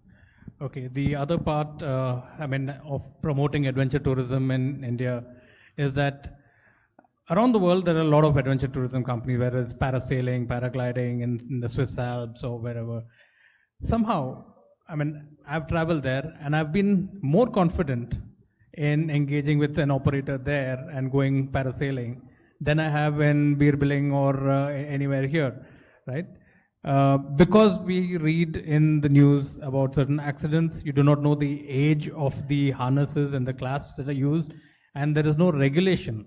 So what do you think can be done to ensure that we have 100% safety, and which can probably reassure travelers coming in for adventure tourism? I'd like to start with you, Sanjay, and then take Prabhat's thoughts. I think first of all, we should understand what is the capacity of the every equipment has been used in adventure, especially for bungee jumping or rafting, what training, the zip lining, everywhere, what training people have got, the instructors, who are the instructor, who has been trained, where they have been trained, whether they are certified or not. And there has to be a regular check of process to be done by the department. But now I think department is yet to establish who will go do and do the checking, because if you're saying something to the local person, he might get offended. It's day-to-day business. So this it's a two-way process. Like we have to curtail the number of people also who are coming, and we should understand, like there are right around about I think 900 rafts in Rishikesh area, and that they say that they get about 20,000-25,000 people a day. How it's possible? It's not possible technically, because one raft will take at least 3 hours to go and come back. So it's something, it is, if 1,000 are there officially, there must be more than that. It will be double the size. Then the problem occurs when any accident happens, there is no system placed. Something we discussed earlier with the ACO, that time the Colonel Pundir was there. We discussed with them that we should have at least the speed boats which can enter into the Ganga and go the backwards also. Because there is some issue with the Namami Gange policies that they cannot run a motorboat into that. But for an ambulance part or for a safety, you have to use the gadgets. So if you are looking to the bungee jumping, there again, there are thousands of people entering daily into those parks. There is no check. So who will do the check? That's the issue. So we have to keep an advisory board who should do the regular checks in all those tourist places. Like in Kanatal, there are so many of adventure parks who are making their Burma bridges on the bamboo staircases. So nobody knows what's the strength, what's the life of that bamboo bridge. If somebody falls, it's gone, because you are on the top of the valley. So this is still a question, but we are not the right people to address it. Right. Prabhat, what is your take on how we should address safety? Yeah, so I think we need to up our game. You know, when people talk about adventure, unfortunately, India doesn't even feature on the adventure world map. So even a tiny country like Nepal, you know, is the first thing that comes to people's mind. Though they have Mount Everest, we got plenty of other things. You know, we got Himalayas, we got Nilgiris, we got Western Ghats, we got, you know, Sayadris, we got Aravallis, we got everything that we need to use to promote tourism to India. But unfortunately, like he also said, we need some kind of a, you know, not only moral policing, but we need to ensure that every vendor, whether it is a single activity like bungee jumping or a river rafting or paragliding, every outfitter and every vendor there needs to be approved by the government or by the Adventure Tourism Association of India, which many travel companies like us are members of. When I travel to these places, I speak to these people and I tell them to become a member of the association. They say, why for? What is the need? Because, you know, they are getting business. Indians are the ones who would never check their accreditation. They would just go for the rate. And this leads to a lot of accidents. Every week we are coming across, you know, news about either some accident while bungee jumping or while river rafting or while paragliding. All this can be curtailed. All this can be nipped in the bud if there is regulation and if associations in association or in partnership with Government of India ensure that everyone who is running any business in these places is approved and certified person. Because associations are also conducting courses every now and then. Next week we have a course on I think rescue and first aid in the Himalayas. So many travel agents I know have already enrolled for that course. Similarly, if we ensure that every vendor is coming regularly for these courses, I think our professionalism level would go a notch higher, which is exactly what we need. And as I mentioned earlier also that, you know, foreigners, when they come to India, they need to really see a very seasoned, a very professional setup in any activity that they undertake. So till we cannot take care of that, I think we cannot look at more numbers. You know, when other countries are doing 50 million, 60 million, 70 million tourists a year, since last 20 years, we have been struggling to, you know, reach the 10 million mark. I think why we lag behind is because of all these things which we take lightly, because as a country, as a nation, as individuals, we all have that chalta hai attitude. We don't really go deep into checking the, credentials of any vendor we are using. So I think all these things would take a little time, but it's high time people got together, work in collaboration with each other, and I think we can definitely overcome these problems. Right.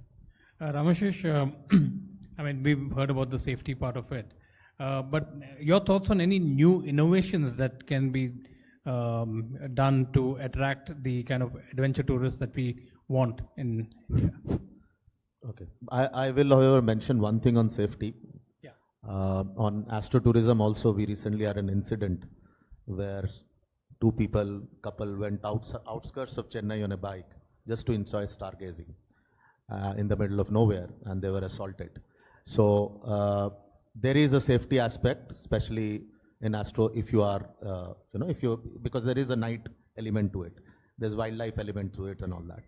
So one thing which I could think of is, most of us, if you take the Singapore hawker market as an example, if you have a rating system, which is done by a certification agency, like we all know, if you go to a Taj, we expect something, right?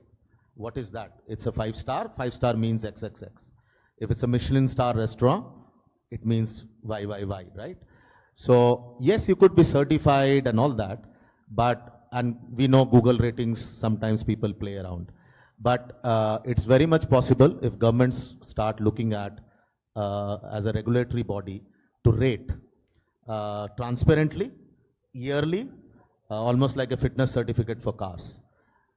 If we could do that, any state could start it, maybe Uttarakhand can start it. And in that case, they will all become association members on their own because they need to learn those things. Yeah, so that's something I could think of.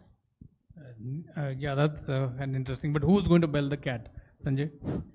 For innovations, definitely. In our glamping, there's a huge scope of, because we are creating a couple of more destinations now, and we are using the completely AI technology in every domain of the departments, all the departments, where guests can enroll themselves and enjoy the nature, the facilities, the ambience, and they're all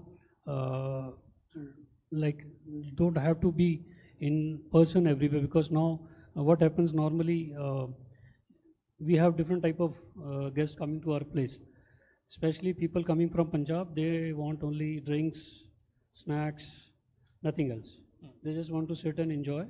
They don't have anything else to understand. Like we have our own parameter, like 11:30 in the night, we'll switch off the lights. People are taking pictures and putting it on the, so like everybody want to tell some story, and like they're the people that the Indian travelers especially, it's very difficult to train them. You have to basically train them. You have to give them the guide, what things are allowed, what things are not allowed. If you are going to the nature track, you have to don't have to throw anything away. So we send our people together. They go with them, bring the trash back. You have to keep the place environment safe, clear.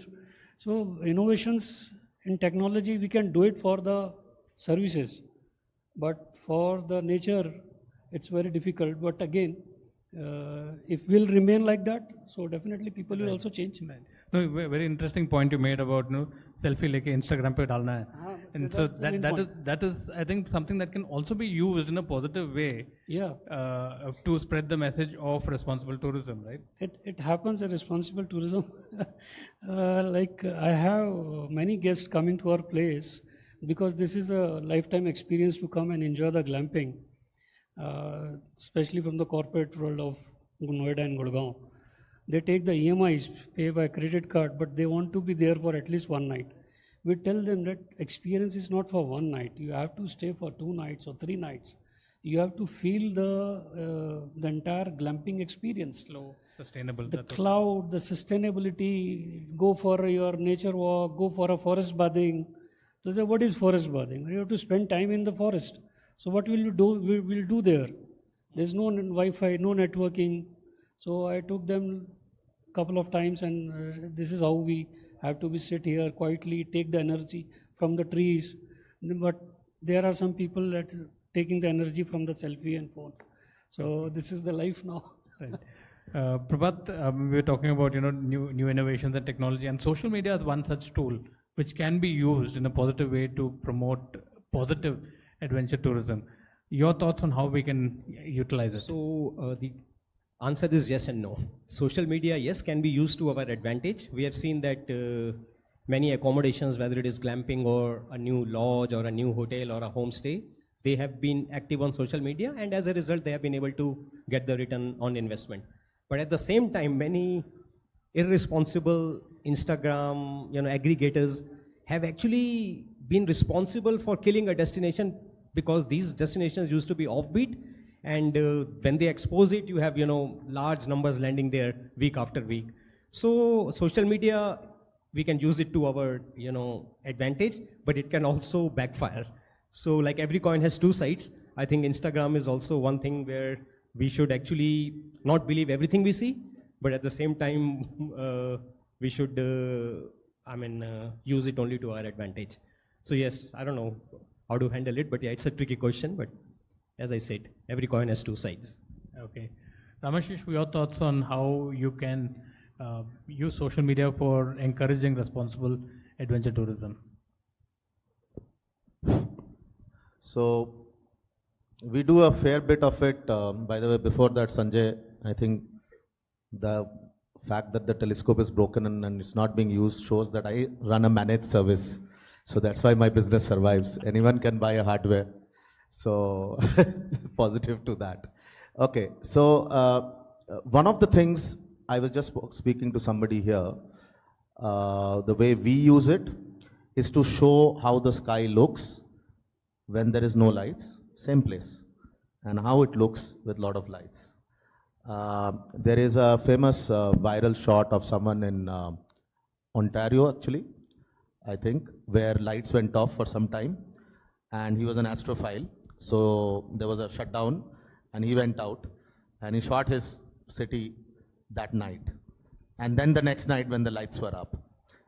So we keep doing these kind of things, which powerfully bring out what happens to you, whether it's in Delhi or Sariska. Actually, in Delhi also, at times we are able to do that. Also, we use technology in one way, which you said, selfie.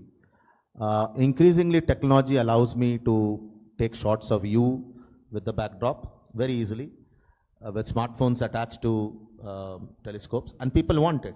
They want that shot of the moon, or they want that shot of Jupiter along with themselves. So we use technology in that way.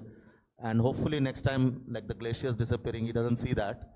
And so, oh, this time I didn't get it because of light pollution. Okay. Yeah. I'll just add to this, like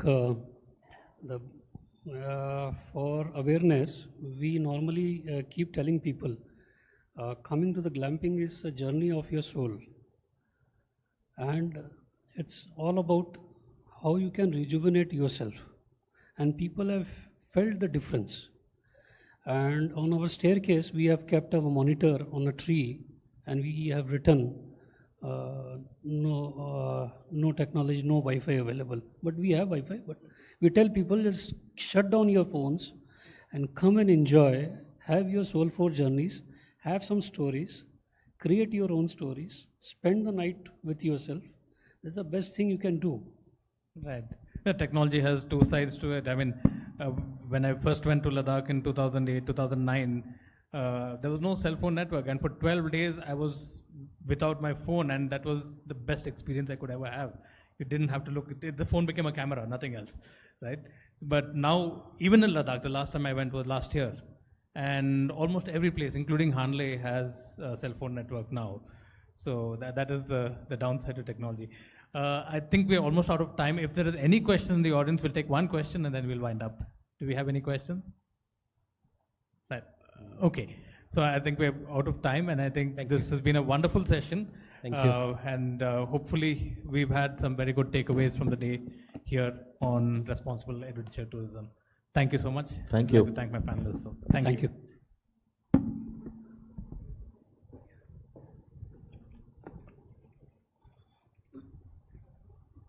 Hello, check. So a round of applause, everyone, for this panel discussion session, everybody. Please put your hands together. Well, thank you so much to our moderator as well as the panelists for this thought-provoking discussion. And your expertise truly hold a lot of value, and it added a lot of knowledge to our minds also. Thank you very much.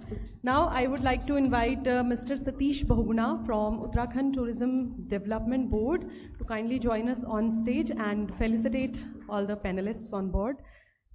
Ladies and gentlemen, a round of applause for the session.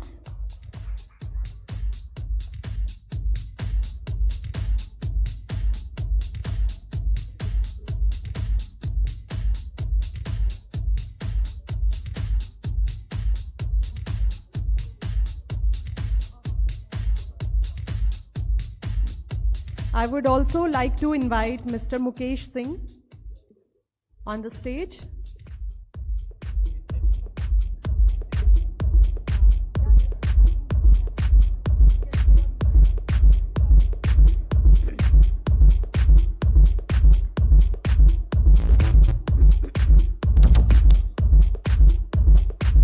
I would like to request Mr. Mukesh Singh, Senior Vice President and Revenue Head, to kindly join us on the stage and felicitate Mr.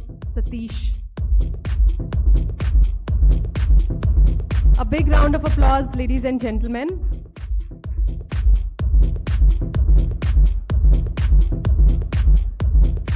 Thank you very much, sir, for joining us.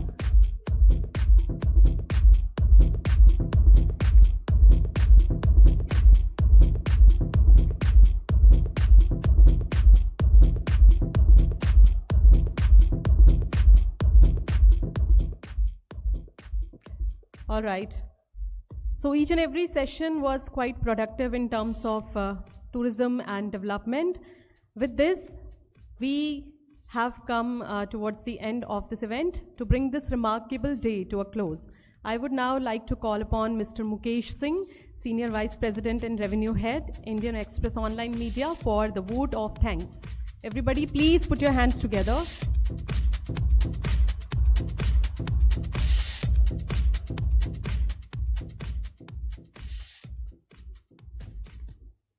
Good afternoon, everyone, ladies and gentlemen. As we conclude this enlightening session on adventure tourism in the beautiful northern region, I express my heartfelt gratitude. It is an honor to extend my thanks to all those who have made this event possible. Our guest of honor, Shri Satpal Maharaj Ji, Honorable Minister of Tourism, Government of Uttarakhand, and Mr. Abhishek Rohila, Additional Secretary Tourism, Government of Uttarakhand.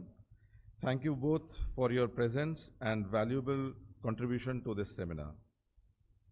I would also like to extend my gratitude towards Mr. Satish Bahuguna from Uttarakhand Tourism Development Board.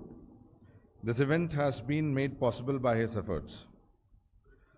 I would also like to thank Mr. Philip Tarang, Assistant Director, Meghalaya Tourism Department, our partner, for sharing the insights on adventure tourism.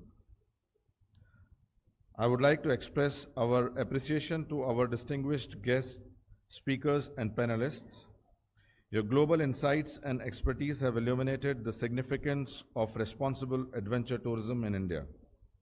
I'm sure we go home today motivated to embrace and promote the rich, natural, and cultural heritage of our country. To the attendees, young and experienced, we hope this meet helps you work towards preserving the unique ecosystem and cultural diversity. On behalf of Indian Express Online Media, we will ensure that the learnings from this session are taken far and wide. Thank you once again, and we look forward to our continued collaboration in making India a shining example of safe and responsible adventure travel. Thank you, everyone.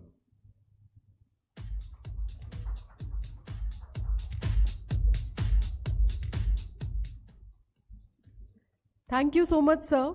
And thank you each and everyone for being a part of this Adventure Tourism Meet 2025 here in Dehradun, of course. Your presence, ideas, Your presence, ideas, and energy made this day truly special. Thank you to all the panelists and all the presenters on board. Let us carry forward the spirit of adventure responsibly, inclusively, and sustainability. Thank you very much, Indian Express Online Media, for providing me with this opportunity to host this program right before everyone. Thank you so much. Looking forward to meeting all of you in our next event. Thank you so much.